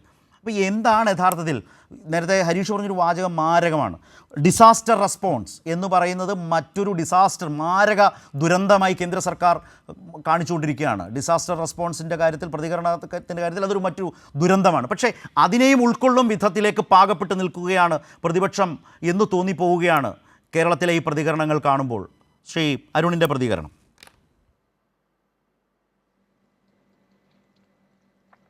ശരത്ത്, ഈ ദുരന്ത മുഖങ്ങളിൽ നമ്മൾ അത്ര രാഷ്ട്രീയം കാണിക്കാറില്ല. കാരണം നമ്മൾ ഒറ്റക്കെട്ടായിട്ടാണ് നിൽക്കുന്നത്. മാധ്യമങ്ങളും പാലിക്കേണ്ട ചില മര്യാദകളുണ്ട്. ഇപ്പൊ വർഗീയ സംഘർഷങ്ങൾ ഉണ്ടാകുമ്പോൾ ഇരു വിഭാഗങ്ങൾ തമ്മിലുള്ള സംഘർഷങ്ങൾ എന്നല്ലേ വാർത്ത കൊടുക്കാറ്. അതുപോലെ മാധ്യമങ്ങൾ പല ഘട്ടങ്ങളിലും പാലിക്കേണ്ട ഒരു മിതത്വമുണ്ടല്ലോ. പക്ഷെ ഈ വാർത്തയുടെ കാര്യത്തിൽ ശ്രീ ഹരീഷ് വാസുദേവൻ പറഞ്ഞ വാദങ്ങളോട് ഞാൻ പൂർണ്ണമായി യോജിക്കുകയാണ്. ഒരു ഫാക്ട് ഫൈൻഡിങ് നടത്താതെ വാർത്തകൾ കൊടുക്കുകയും അതിൽ പരമാവധി തൂങ്ങിപ്പിടിച്ച് കിടക്കുകയും ഒരു രക്ഷയുമില്ലാതെ വന്നപ്പോൾ മാപ്പ് അപേക്ഷിക്കുകയും ചെയ്യുമ്പോഴും പൊതുമണ്ഡലത്തിൽ നിന്ന് ഈ വാർത്ത പോകുന്നില്ലല്ലോ. ഇത് കൃത്യമായിട്ട് യൂട്യൂബിലും മറ്റും കിടക്കുകയാണ്. വലതുപക്ഷം വലിയ രൂപത്തിൽ ഇത് പ്രചരിപ്പിക്കുകയാണ്.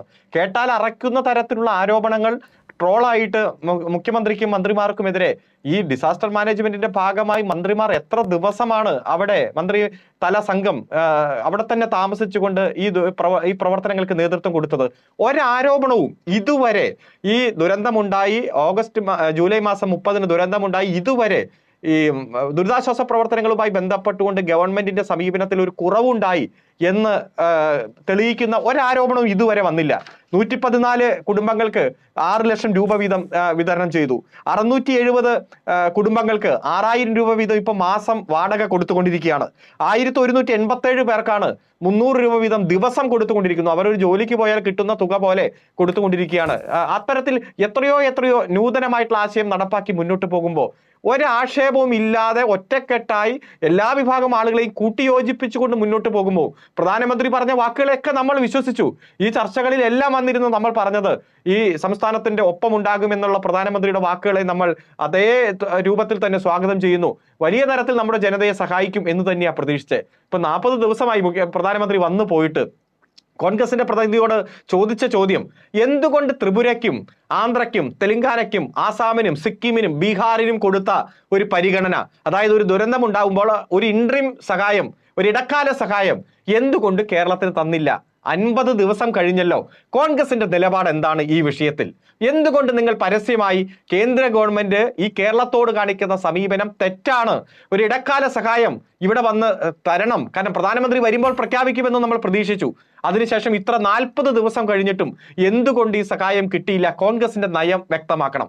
ഇവിടെ നിരവധി ഉദാഹരണങ്ങൾ ചൂണ്ടിക്കാണിച്ചു. പുറ്റിങ്കലായാലും അതുപോലെ വരൾച്ചയുമായി ബന്ധപ്പെട്ടുകൊണ്ടായാലും നിരവധി സഹായം അഭ്യർത്ഥിച്ചുകൊണ്ടുള്ള എസ്റ്റിമേറ്റുകൾ കേരളം കേന്ദ്രത്തിന് കൊടുത്തപ്പോൾ ഉണ്ടായിട്ടുള്ള ഒരു നടപടിക്രമങ്ങളെല്ലാം നമ്മുടെ മുന്നിലുണ്ട്. ഇപ്പോൾ വരൾച്ചയുമായി ബന്ധപ്പെട്ടുകൊണ്ട് 19,000 കോടി രൂപ കേരളത്തിലെ UDF സർക്കാർ ആവശ്യപ്പെട്ടപ്പോൾ കേന്ദ്രം ഭരിച്ചത് UPA ആണ്, നിങ്ങളുടെ ഗവൺമെന്റ് തന്നെയാണ്. രണ്ടാം UPA ഗവൺമെന്റിന്റെ കാലത്ത് വെറും 100 കോടി രൂപയാണ് അനുവദിച്ചത്. അപ്പോൾ 19,000 കോടി രൂപ ആവശ്യപ്പെടുമ്പോൾ 100 കോടി രൂപ അനുവദിക്കുന്നു. മറ്റ് പല ഘട്ടത്തിലും ആവശ്യപ്പെട്ടത് ഒന്നും കൊടുക്കുന്നില്ല. അപ്പോ ഈ ഉരുൾപൊട്ടലിന്റെ പശ്ചാത്തലത്തിൽ നമ്മൾ ഏറ്റവും കൂടുതൽ ആവശ്യപ്പെടുമ്പോൾ ഒരു എസ്റ്റിമേറ്റ് കൊടുക്കുമ്പോൾ ആ എസ്റ്റിമേറ്റിന്റെ ഭാഗമായി പരമാവധി ഈ ജനങ്ങൾക്ക് ഒരു സഹായം കിട്ടാൻ വേണ്ടി നമ്മൾ കൊടുക്കുകയാണ്. അപ്പോൾ തെറ്റിദ്ധരിപ്പിക്കുന്ന നുണ വാർത്തകൾ പ്രക്ഷേപണം ചെയ്യുമ്പോഴും ആ നുണ വാർത്ത നിങ്ങൾ പ്രചരിപ്പിക്കുമ്പോഴും മനസ്സിലാക്കേണ്ട ചില കാര്യങ്ങളുണ്ട്. ഇപ്പോൾ ഒരു കെട്ടിടം 5000 സ്ക്വയർ ഫീറ്റ് ആയാലും 400 സ്ക്വയർ ഫീറ്റ് ആയാലും തകർന്നു പോയാൽ ഈ നിയമപ്രകാരം കൊടുക്കാൻ കഴിയുക 1,30,000 രൂപ മാത്രമാണ്. ഈ കേരളത്തിൽ ഏതെങ്കിലും ഒരു വീട് 1,30,000 രൂപയ്ക്ക് നമുക്ക് പുനർനിർമ്മിക്കാൻ കഴിയുമോ? ഒരു 250 ചാക്ക് സിമെന്റ് വാങ്ങിക്കണമെങ്കിൽ ഇപ്പോൾ ഈ പറഞ്ഞ തുക വേണ്ടിവരും. കൃഷിസ്ഥലം എത്ര നഷ്ടപ്പെട്ടു? ആ 3 വാർഡുകൾ ഇല്ലാതായില്ലേ? നമുക്ക് അതിന്റെയൊക്കെ നഷ്ടം കണക്കുകൂട്ടി എടുക്കാൻ കഴിയുമോ? എത്രയോ പേരുടെ ശവശരീരം ഇനി കിട്ടാനുണ്ട്. എത്ര പേർ മരണപ്പെട്ട് കാണാത്തവരുണ്ട്. 500-ലധികം മരണമുണ്ടായ ഇന്ത്യയിലെ ഏറ്റവും വലിയ ഉരുൾപൊട്ടൽ എടുത്ത് പരിശോധിച്ചാൽ അതിലെ 3-ാം സ്ഥാനത്ത് നിൽക്കുന്ന ഒരു ഉരുൾപൊട്ടലല്ലേ? കേരളത്തിൽ സമാനമായിട്ടുള്ള ഒരു ഉരുൾപൊട്ടൽ ഉണ്ടായിട്ടില്ല. അപ്പൊ ആ ദുരന്തമുഖത്ത് നിൽക്കുമ്പോൾ ഈ കേരളത്തിൽ ഈ ദുരന്തം അനുഭവിച്ചവർക്ക് പരമാവധി സഹായം കിട്ടട്ടെ എന്നൊരു നിലപാടല്ലേ പ്രതിപക്ഷം സ്വീകരിക്കേണ്ടത്, വലതുപക്ഷം സ്വീകരിക്കേണ്ടത്, മാധ്യമങ്ങൾ സ്വീകരിക്കേണ്ടത്? അപ്പോ ഗവൺമെന്റ് എന്തോ വലിയ തെറ്റ് ചെയ്തു, ഏതെങ്കിലും ഇപ്പൊ ഹൈക്കോടതിയുടെ ഉത്തരവുണ്ട്, ഉത്തരവിൽ എക്സ്പെൻഡിച്ചർ എന്നൊരു വാക്ക് കാണിച്ചു തരാൻ കഴിയോ? ഒരു പേജിലും ഒരു വാക്ക് എക്സ്പെൻഡിച്ചർ എന്ന വാക്കില്ല. എല്ലാം എസ്റ്റിമേറ്റ് തന്നെയാണ്. എക്സ്പെൻഡിച്ചറും എസ്റ്റിമേറ്റും തമ്മിലുള്ള വ്യത്യാസം അറിയാത്തവരല്ലല്ലോ ഇവിടുത്തെ മാധ്യമങ്ങൾ. ഏറ്റവും ആദ്യം ഈ വാർത്ത പ്രക്ഷേപണം ചെയ്ത വ്യക്തിക്ക് MA ഇംഗ്ലീഷുകാരനാണെന്നാണ് ഞാൻ മനസ്സിലാക്കിയത്. ഒന്ന് വായിച്ച് കൃത്യമായി മനസ്സിലാക്കണ്ടേ? Fact checking നടത്തണ്ടേ? മന്ത്രിമാരെ വിളിച്ച് അന്വേഷിക്കണ്ടേ? അല്ലെങ്കിൽ ഇതുമായി ബന്ധപ്പെട്ടുകൊണ്ടുള്ള ദുരന്ത നിവാരണ അതോറിറ്റിയോട് ചോദിക്കണ്ടേ? അത്തരത്തിലൊന്നും ചോദിക്കാതെ പൊതുമണ്ഡലത്തിലേക്ക് ഇത്രയും വ്യാജ വാർത്ത കൊടുത്ത് ഈ ദുരന്തം അനുഭവിച്ച ജനങ്ങളുടെ മേലിൽ കൂടുതൽ ദുരന്തം അടിച്ചേൽപ്പിച്ച് ഇപ്പോൾ മാപ്പുമായി വന്നാലും പൊതുമണ്ഡലത്തിൽ കേരളത്തിലുണ്ടാക്കിയ ക്ഷീണം, പ്രത്യേകിച്ച് കേന്ദ്രത്തിൽ നിന്ന് ഒരു സഹായവും കിട്ടാത്ത അവസ്ഥയിൽ എന്തെങ്കിലും കിട്ടുമായിരുന്നെങ്കിൽ അതുപോലും ഇല്ലായ്മ ചെയ്യുന്ന തരത്തിലുള്ള ഈ പ്രവർത്തനത്തിനെതിരെ നിയമ നടപടി തന്നെ സ്വീകരിക്കണം. പ്രത്യേകിച്ച് ഹൈക്കോടതി ഡിവിഷൻ ബെഞ്ചിന്റെ മുമ്പിൽ ഈ കേസ് പരിഗണനയിലാണ്. ഇടക്കാല ഉത്തരവാണ് വന്നിരിക്കുന്നത്.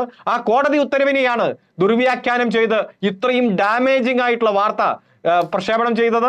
ലോകം മുഴുവൻ ഈ വാർത്ത കണ്ടു. കേരളം വലിയ തെറ്റ് ചെയ്തു, ഗവൺമെന്റ് വലിയ കുറ്റകൃത്യം ചെയ്തിരിക്കുന്നു എന്ന രൂപത്തിൽ ഗവൺമെന്റിനെ അപകീർത്തിപ്പെടുത്തുന്ന അപമാനിക്കുന്ന പ്രവൃത്തി ഉണ്ടായി. കേന്ദ്രത്തിന്റെ ഭാഗത്തുനിന്ന് ഇനിയും ഡിലേ വരികയാണ് ദുരിതാശ്വാസ സഹായം, ഇടക്കാല സഹായം വരുന്ന കാര്യത്തിൽ. അതുകൊണ്ട് ശക്തമായിട്ടുള്ള നടപടികൾ, നിയമ നടപടികൾ സ്വീകരിച്ച് തന്നെ ഗവൺമെന്റും ദുരിതാശ്വാസ പ്രവർത്തനങ്ങൾക്ക് നേതൃത്വം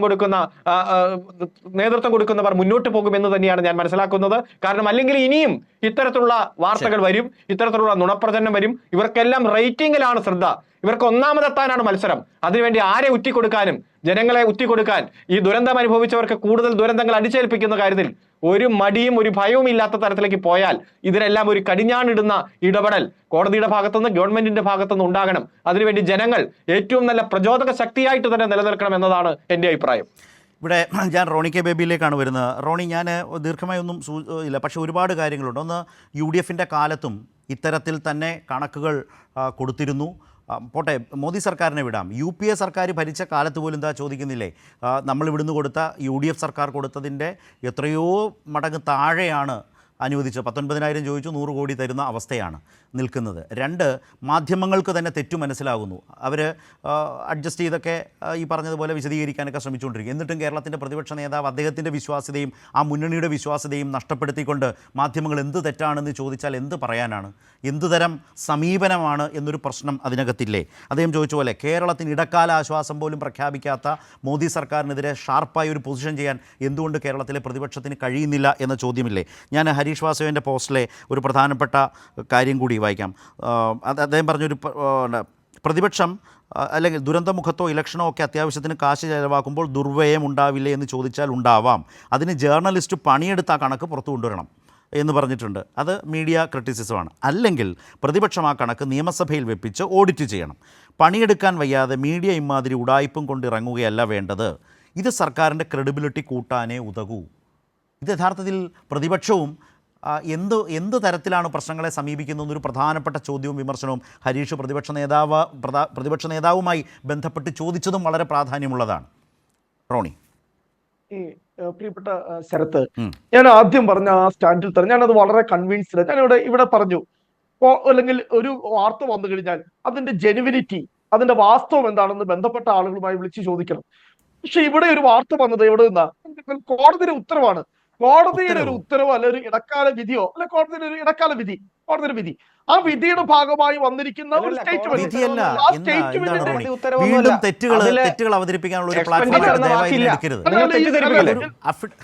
ഇവിടെ പറഞ്ഞല്ലോ സെപ്റ്റംബർ കേരള ഹൈക്കോടതിയുടെ അതിന്റെ ഭാഗമായി വന്ന ഒരു വാർത്തയാണിത്. അവിടെ നിന്നാണ് മാധ്യമങ്ങൾ ഒരു ഇടക്കാല ഉത്തരവിൽ എക്സ്പെൻഡിച്ചർ എന്നൊരു വാക്ക് താങ്കൾക്ക് വായിക്കാമോ? ഞാൻ പറയട്ടെ പ്ലീസ്. എക്സ്പെൻഡിച്ചർ എന്നൊരു വാക്ക് ഉത്തരവിൽ നിങ്ങൾക്ക് ചൂണ്ടിക്കാണിക്കാമോ ഏതെങ്കിലും പേജിൽ? ഹരീഷിന്റെ കൂടി ഒരു ക്വിക്ക് ആയിട്ടുള്ള റെസ്പോൺസ്. ഉത്തരവല്ലെന്നേ അങ്ങനെ പറഞ്ഞു പോകല്ലേ. ഉത്തരവല്ല, സർക്കാരിന്റെ സത്യവാങ്മൂലം കോട്ട് ചെയ്തുകൊണ്ടാണ് വാർത്ത. വക്കീലന്മാർ പറയുന്ന കേക്ക് റോണി, എന്നിട്ട് സംസാരിക്കും. ഓക്കെ, ശരി. അങ്ങനെ തന്നെ എനിക്ക് ഒരു കാര്യം ചോദിക്കാണ്ട്. ബഹുമാനപ്പെട്ട അഡ്വക്കേറ്റ് ഹരീഷ് പറഞ്ഞ ഒരു കാര്യം തന്നെ ഇവിടെ അദ്ദേഹം പറഞ്ഞു, 1555 വീടുകൾ അവിടെ തകർന്നു. അതിനു വേണ്ടിയിട്ട് സർക്കാർ 1,30,000 രൂപയാണ് ഒരു വീടിന് വേണ്ടി അലോട്ട് ചെയ്തിരിക്കുന്നത്. അത് വന്നിരിക്കുന്നത് ആക്ച്വലിലാണോ അതോ പ്രപ്പോസൽ എക്സ്പെൻഡിച്ചറാണോ? അദ്ദേഹം പറയുന്നത് ആക്ച്വലിലാണ്.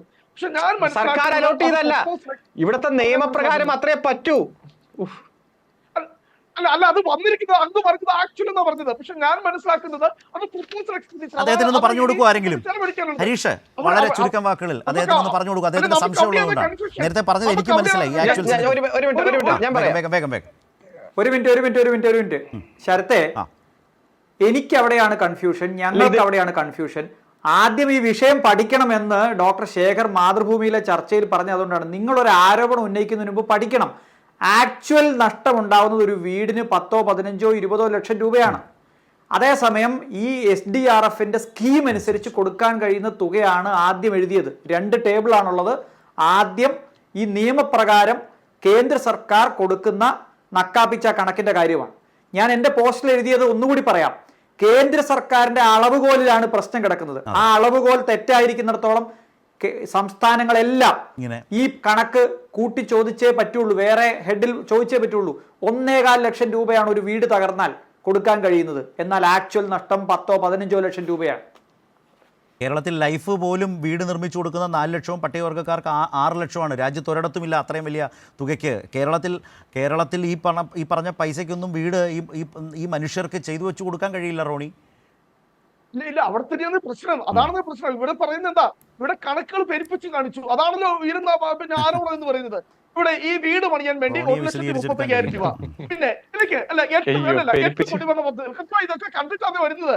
8 കുടിവെള്ള പദ്ധതികൾ തകർന്നു. ഒരു കുടിവെള്ള പദ്ധതിക്ക് 2 ലക്ഷം രൂപ. റോണി, നാളെ നിങ്ങൾ ഭരിച്ചാലും ഇത് തന്നെ ചെയ്യേണ്ടി വരുമെന്നേ. അതേ സമയത്ത് എങ്ങനെയാണ് ലളിതമായിട്ട് എനിക്ക് പറഞ്ഞുതരാൻ കഴിയുമെന്ന് എനിക്കറിയില്ല. പ്രശ്നം എന്താ, അവിടെ ഭക്ഷണം കൊടുത്തത് മുഴുവൻ ഹോട്ടൽ ആൻഡ് റെസ്റ്റോറന്റ് അസോസിയേഷൻ കണക്കെഴുതി വെക്കുന്നു. 10 കോടി രൂപ ഈ പറയുന്ന സർക്കാരിന് പിന്നെ ചെലവ് വന്നു. മൃതദേഹം സംസ്കരിക്കാൻ വേണ്ടി അവിടെ JCB കുഴിയെടുത്ത് ഉൾപ്പെടെ 75,000 രൂപ. അതാണല്ലോ ഇത് സാധാരണ ജനത്തിന് മുമ്പിൽ കണക്ക് ചെലവ് വന്നൂന്നില്ല. തെറ്റാണ് നിങ്ങൾ പറയുന്നത്, തെറ്റാണ്. നിങ്ങൾ ട്രോള് വെച്ചിട്ടാണ് സംസാരിക്കുന്നത്. യഥാർത്ഥ രേഖകളെ പഠിച്ചല്ല പറയുന്നത്. സോഷ്യൽ മീഡിയയിൽ കാണുന്ന ട്രോളുകൾ വെച്ചിട്ടാണ് സംസാരിക്കുന്നുള്ള പ്രശ്നമുണ്ട്. യെസ് ഹരീഷ്, അതിൽ ഫാക്ച്വൽ എറർ ഉള്ളത് കൊണ്ടാണ് ഡിസ്പ്യൂട്ട് ചെയ്യുന്നത്. ഫാക്ച്വൽ എറർ ഉണ്ട്.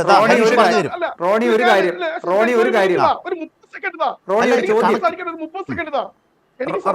റോണി ആ പറഞ്ഞതിൽ ദേശീയ ദുരന്ത നിവാരണ അതോറിറ്റിയുടെ നിയമാവലി അതിനകത്ത് കൃത്യമായി പറഞ്ഞിട്ടുണ്ട്. സംസ്ഥാന ഈ പറയുന്ന ഡിസാസ്റ്റർ മാനേജ്മെന്റ് അതോറിറ്റി അതിന്റെ എക്സിക്യൂട്ടീവ് കൂടി കൃത്യമായ കണക്കുകൾ കണ്ട് ബോധ്യപ്പെട്ട കണക്കുകളാണ് കേന്ദ്ര ഈ പറയുന്ന ദുരന്ത നിവാരണ അതോറിറ്റി കൊടുക്കേണ്ടത്. ഇവിടെ ഒരു മൃതദേഹത്തിന് 75,000 രൂപയും കിറ്റും പിന്നെ ഉടുവസ്ത്രവും മേടിക്കാൻ വേണ്ടി 30,000 രൂപയും ഇതൊക്കെ കണക്കുകൾ പറഞ്ഞിട്ടാണ്. ഇത് യഥാർത്ഥ വസ്തുതയുമായി ബന്ധപ്പെട്ടു പോകുന്നതല്ല, പൊരുത്തപ്പെട്ടു പോകുന്നതല്ല. റോണി, യു ഡി എഫ് ഭരണകാലത്ത് കേന്ദ്രത്തിലേക്ക് കൊടുത്ത കണക്കുകളും കിട്ടിയതും തമ്മിൽ താങ്കൾക്ക് താരതമ്യം ചെയ്ത് ഈ ഫ്ലോറിൽ അവതരിപ്പിക്കാൻ ധൈര്യമുണ്ടോ? അങ്ങനെയാണെങ്കിൽ അന്നത്തെ കണക്കുകൾ ഏത് നിലയിലുള്ളതാണ്? ഇത് നാട്ടിൽ കേന്ദ്ര സർക്കാർ നിഷ്കർഷിക്കുന്നതിനനുസരിച്ച് സംസ്ഥാനങ്ങൾക്ക് അങ്ങനെ ചെയ്യേണ്ടി വരുന്നു. വീടുകൾക്ക്, താങ്കൾക്ക് ഇനിയും മനസ്സിലായില്ലേ, വീടുകൾക്ക് കേന്ദ്ര മാനദണ്ഡം അനുസരിച്ച് വളരെ തുച്ഛമായ തുകയുള്ളൂ. ഹരീഷ് പറയും. അല്ല, ഈ 75,000-ന്റെ കണക്ക് 2-3 ദിവസമായിട്ട് ഞാൻ കേൾക്കുന്നു. റോണി ഒന്ന് പറയുമോ, ഒരു മൃതദേഹം കണ്ടെടുത്ത് സംസ്കരിക്കാൻ എത്ര രൂപ ചെലവാകും? 75,000 ചെലവാവില്ല, 50,000 ചെലവാകുമോ? അല്ല, അവിടെ കണ്ടെടുത്ത ചെലവ് പിന്നെ ഈ മൃതദേഹം അല്ലെ മൃതദേഹ അവശിഷ്ടങ്ങൾ അത് ഷെയർ ചെയ്ത് ഒരു മൃതദേഹം സംസ്കരിക്കാൻ, ഈ സിമ്പിൾ ക്വസ്റ്റ്യൻ ആണ്, ഒരു മൃതദേഹം സംസ്കരിക്കാൻ 75,000 ചെലവാവില്ല എന്നാണ് പറയുന്നതെങ്കിൽ എത്ര രൂപ ചെലവാകും? 50,000 ചെലവാകും. അതിനുള്ള ചെലവുകൾ കാണിച്ചിട്ടുണ്ടേ. എന്ത് DNA ടെസ്റ്റിന്റെ ചെലവ് കാണിച്ചിട്ടുണ്ടോ? DNA ടെസ്റ്റിന്റെ ചെലവ് കാണിച്ചിട്ടുണ്ടോ?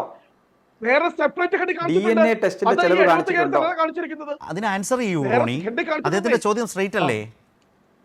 ഞാൻ പറഞ്ഞു വയനാട്ടിൽ ഉത്തരം വന്നില്ല.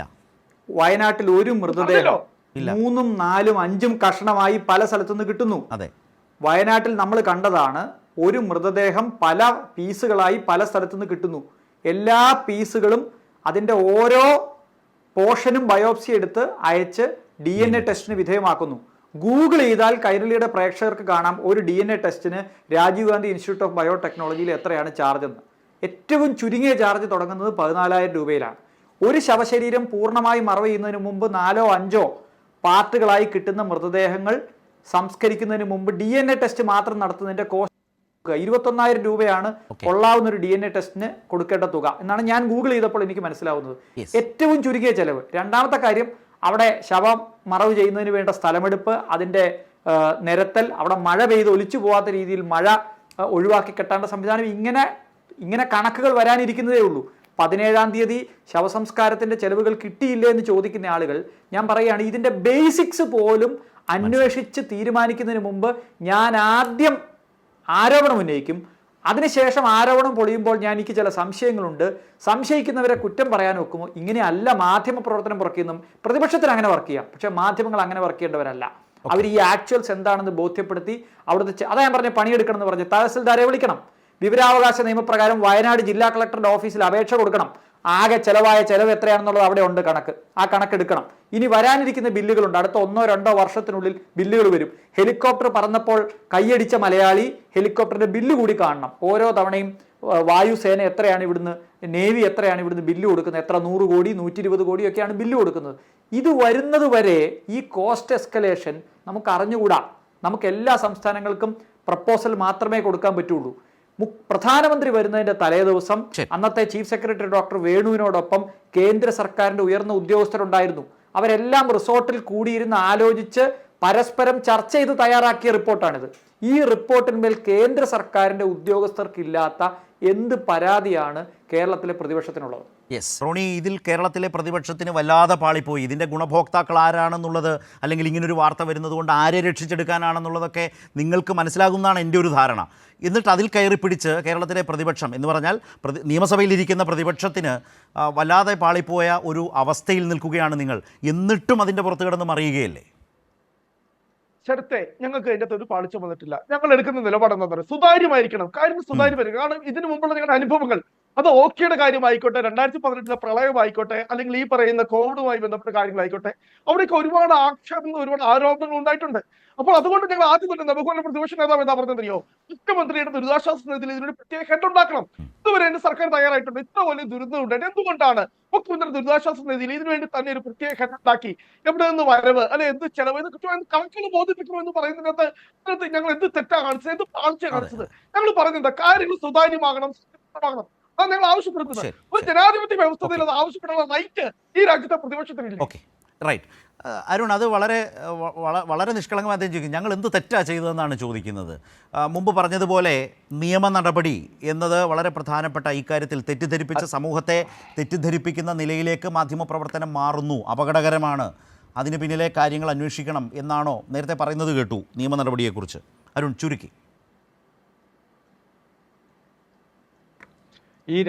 ഈ രാജ്യത്തെ നിയമങ്ങളും ചട്ടങ്ങളും അതിന്റെ നോംസും ഒന്നുമല്ല കോൺഗ്രസ് പ്രതിനിധിക്ക് ആധികാരിക രേഖ. അദ്ദേഹത്തിന് ആധികാരിക രേഖ പ്രതിപക്ഷ നേതാവിന്റെ പ്രസ്താവനകളാണ്. നമുക്കറിയാം, ഓരോ പ്രസ്താവനകളും ഏറ്റവും അതിന്റെ ഉള്ളടക്കം പരിശോധിച്ചാൽ നമുക്കറിയാം, ബലൂൺ പൊട്ടുന്നത് പോലെ അതിന്റെ ഉള്ളടക്കം ഇല്ലായ്മ ചെയ്തു പോവുകയാണ്. അപ്പോൾ ആ നോംസ് വെച്ചിട്ടാണ് സംസാരിച്ചു കൊണ്ടിരിക്കുന്നത്. പക്ഷേ കേന്ദ്ര ദുരിതാശ്വാസ നിധിയിൽ നിന്ന് പണം അനുവദിച്ചാൽ അത് സംസ്ഥാന ദുരിത പ്രതികരണ നിധിയിലേക്കാണ് വരിക. അവിടെ കൃത്യമായി CAT ഓഡിറ്റിങ്ങിന് വിധേയമാണ്. ഒരു നയാ പൈസ അതിൽ നിന്ന് ചെലവഴിക്കുമ്പോൾ കൃത്യമായിട്ട് ബില്ലും കാര്യങ്ങളും എല്ലാം പരിശോധിച്ചിട്ടാണ്, CAT ഓഡിറ്റിങ്ങിന് വിധേയമായിട്ടാണ് സംസ്ഥാന ദുരന്ത പ്രതികരണ നിധിയിൽ നിന്ന് പണം അനുവദിക്കുക. അതുകൊണ്ട് എസ്റ്റിമേറ്റ് കൊടുത്തു, അതിന്റെ വളരെ കുറഞ്ഞ തുകയാണ് അനുവദിക്കുക. അനുവദിച്ചാൽ തന്നെ കൃത്യമായിട്ടുള്ള ഓഡിറ്റിങ്ങിന് വിധേയമായി രേഖ പരിശോധിച്ചാണ് കൊടുക്കുക. അപ്പോൾ ഈ നുണപ്രചരണം എത്ര നടത്തിയാലും ജനങ്ങൾക്ക് കൃത്യമായിട്ടുള്ള ബോധ്യമുണ്ട്. പക്ഷേ ഇത് ആവർത്തിക്കാൻ പാടില്ല. അതുകൊണ്ട് അതിശക്തമായിട്ടുള്ള നിയമ നടപടിയിലേക്ക് അത് വരും ദിവസങ്ങളിൽ പോകും എന്ന് തന്നെയാണ് ഞാൻ മനസ്സിലാക്കുന്നത്. കാരണം അതിശക്തമായിട്ടുള്ള പ്രതിഷേധം ജനങ്ങളുടെ ഭാഗത്തു നിന്നുണ്ട്. ചാനലുകൾ ദിവസം കഴിഞ്ഞ് മാപ്പും ശക്തമായ ഖേദവും രേഖപ്പെടുത്തിയിട്ട് കാര്യമില്ല. പക്ഷെ പൊതുസമൂഹത്തിൽ ജനങ്ങൾക്കുണ്ടാകുന്ന വേദന, പ്രത്യേകിച്ച് ദുരന്തം അനുഭവിച്ചവരുടെ കുടുംബം, ആ കുടുംബാംഗങ്ങൾക്കുണ്ടാകുന്ന ഒരു വേദനയും കൂടുതൽ ദുരന്തത്തിലേക്ക് അവരെ തള്ളിവിടുന്ന സാഹചര്യമുണ്ട്. അതുകൊണ്ട് അതിശക്തമായി തന്നെ ഗവൺമെന്റ് ഈ ദുരന്ത ആവർത്തനത്തിനെതിരെ, ഈ തെറ്റായ വാർത്ത, വ്യാജ വാർത്തകൾക്കെതിരെ നടപടി സ്വീകരിച്ച് മുന്നോട്ട് പോകും എന്ന് തന്നെയാണ് ഞാൻ മനസ്സിലാക്കുന്നത്. ഹരീഷ്, ഞാൻ അവസാനമായി ചോദിക്കും, ഇപ്പോൾ വ്യക്തിക്കെതിരെയാണ് ഒരു വാർത്ത, അത് അപകീർത്തികരമാണ് എന്ന് തോന്നിയാൽ ആ വ്യക്തിക്ക് ആ വാർത്തയ്ക്കെതിരെ പോകാനുള്ള നിയമപരമായ ഒരു തലമുണ്ട്. ഇവിടെ സർക്കാരാണ് പ്രതിക്കൂട്ടിലാകും വിധം ആ വാർത്തയുടെ ഡ്രാഫ്റ്റിംഗ് എങ്ങനെയാണ് പോയിട്ടുള്ളത്? അതിലൊരു സർക്കാരിന് ചെയ്യാൻ കഴിയുന്നത് എന്താണ്? രണ്ട് കാര്യങ്ങൾ ചെയ്യാം. ഒന്ന്, സ്റ്റേറ്റിന് ഡിഫമേഷൻ മൂവ് ചെയ്യാം. പബ്ലിക് പ്രോസിക്യൂട്ടർമാരാണ് മന്ത്രിമാരെ റെപ്രസെൻ്റ് ചെയ്യുന്നത്, അവർക്ക് ഡിഫമേഷൻ മൂവ് ചെയ്യാം. പുതിയ ആക്ടിനകത്ത് കൂടുതൽ നല്ല പ്രൊവിഷൻസ് ഉണ്ട്. പക്ഷേ അതിനേക്കാൾ നല്ലത് കേബിൾ TV നെറ്റ്വർക്ക്സ് ആക്ടിൻ്റെ കീഴിൽ ഉള്ള ചട്ടം, ആ ചട്ടത്തിലെ 6ാം ചട്ടത്തിലാണ് നിങ്ങൾ എങ്ങനെയാണ് വാർത്തയും അതുപോലെ തന്നെ പ്രോഗ്രാംസും കൈകാര്യം ചെയ്യേണ്ടത് എന്ന് പറഞ്ഞിട്ടുള്ളത്. അതിനകത്ത് കൃത്യമായി പറഞ്ഞിട്ടുള്ള 3 കാര്യങ്ങളിൽ ഒന്ന് ഡിഫമേറ്ററി ആയിട്ടുള്ള കണ്ടന്റ് കൊടുക്കാൻ പാടില്ല എന്നുള്ളതാണ്. അത് മാറ്റി നിർത്തിയാൽ അത് ഡിഫമേഷൻ ആണോ അല്ലയോ എന്നൊക്കെ കോടതി തീരുമാനിക്കേണ്ട കാര്യമാണ്. ഹാഫ് ബേക്ക്ഡ് ആയിട്ടുള്ള ട്രൂത്തുകൾ, അർത്ഥസത്യങ്ങൾ, അല്ലെങ്കിൽ ഇനൻഡോസ്, അതായത് നേരത്തെ ശരത്ത് ചോദിച്ചില്ല, ചില ചോദ്യചിഹ്നം ഇട്ടിട്ട് കൊള്ളയോ, ഇത് ഇനൻഡോയാണ്, ചോദ്യചിഹ്നം കാണിച്ചിട്ട് സത്യം ആണെന്ന് ധ്വനിപ്പിക്കലാണ്. ഇതുൾപ്പെടെ പ്രോഗ്രാം കോഡിൻ്റെ ലംഘനമാണ്. ചട്ടം 6ന്റെ ലംഘനമാണെങ്കിൽ ക്രിമിനൽ കേസാണ്. അത് ഈ ആക്ടിൻ്റെ ലംഘനത്തിന് കേസെടുക്കാൻ ചുമതലപ്പെടുത്തിയിരിക്കുന്നത് ജില്ലാ കളക്ടർമാരെയാണ്. കേസെടുക്കാം, ഏത് ജില്ലാ കളക്ടർക്കും കേരളത്തിൽ കേസെടുക്കാം. സർക്കാരിൻ്റെ കംപ്ലൈൻറ്റ് വേണം, സർക്കാരിന് വേണ്ടി കംപ്ലൈൻറ്റ് കൊടുക്കാൻ കഴിയുന്നത് പബ്ലിക് പ്രോസിക്യൂട്ടർക്കാണ്. ഈ കാര്യം സർക്കാർ ചെയ്യണം. സർക്കാർ ചെയ്തില്ലെങ്കിൽ വരും ദിവസങ്ങളിൽ പൗരന്മാർ അത് ചെയ്യേണ്ടതായിട്ട് വരും. കാരണം ഇത് ഏതെങ്കിലും ഒരു ചാനലിനെതിരായിട്ടല്ല, ഇത് മാധ്യമ സ്വാതന്ത്ര്യം ഈ രാജ്യത്ത് നിലനിൽക്കുന്നതിന് വേണ്ടിയിട്ടാണ്. അവിടെയുള്ള നമ്മളെല്ലാ പുഴുക്കുത്തുകളെ പറ്റി പറയാറില്ലേ? രാഷ്ട്രീയത്തിലുള്ള പുഴുക്കുത്തുകളെ നമ്മൾ കേസിൽപ്പെടുത്താറുണ്ട്, എക്സിക്യൂട്ടീവിൻ്റെ കീഴിലുള്ള പുഴുക്കുത്തുകളെ നമ്മൾ കേസിൽപ്പെടുത്താറുണ്ട്, ജുഡീഷ്യറിയിലുള്ള പുഴുക്കുത്തുകളെ പുറത്താക്കാനും കേസെടുക്കാനും നമ്മൾ പറയാറുണ്ട്. എന്ന് പറയുന്നത് പോലെ മാധ്യമങ്ങളിലുള്ള കള്ളത്തരം ചെയ്യുന്ന ആളുകളെ തുറന്നു കാണിക്കുകയും കേസെടുക്കുകയും ഇത് ചെയ്തത് ആരാണെന്ന്. ഇപ്പൊ നമുക്ക് ചാനലുകളുടെ പേര് മാത്രമേ ഉള്ളൂ, പക്ഷേ ചാനലുകളുടെ പേരല്ലല്ലോ നമ്മുടെ മുമ്പിൽ വരേണ്ടത്. അതിനകത്ത് തെറ്റ് ചെയ്ത ആളുകളെ നിയമത്തിന് മുമ്പിൽ കൊണ്ട് നിർത്തി വിചാരണ ചെയ്യിക്കുന്ന പ്രോസസ്സ് നടപ്പാക്കേണ്ടതുണ്ട്. നാളെ കൈരളി TV ചെയ്താൽ കൈരളി TVക്ക് എതിരായിട്ടും ശബ്ദിക്കാൻ ആളുകൾ ഉണ്ടാവും എന്ന് ശരത്തിനും അറിയാം, എനിക്കും അറിയാം. അതുകൊണ്ട് ഇത് ഈ വൺ സൈഡഡ് ആയിട്ട് പോകുന്ന പരിപാടി അവസാനിപ്പിക്കാൻ ഒരു കേസ് എടുക്കേണ്ടത് വളരെ അത്യാവശ്യമാണ്. നന്ദി അഡ്വക്കേറ്റ് ഹരീഷ്, അഡ്വക്കേറ്റ് അരുൺ, അതുപോലെ ശ്രീ റോണി കെ ബേബി ഞങ്ങളോട് സംസാരിച്ചതിന്. ന്യൂസ് ആൻഡ് വ്യൂസ് അവസാനിക്കുന്നു.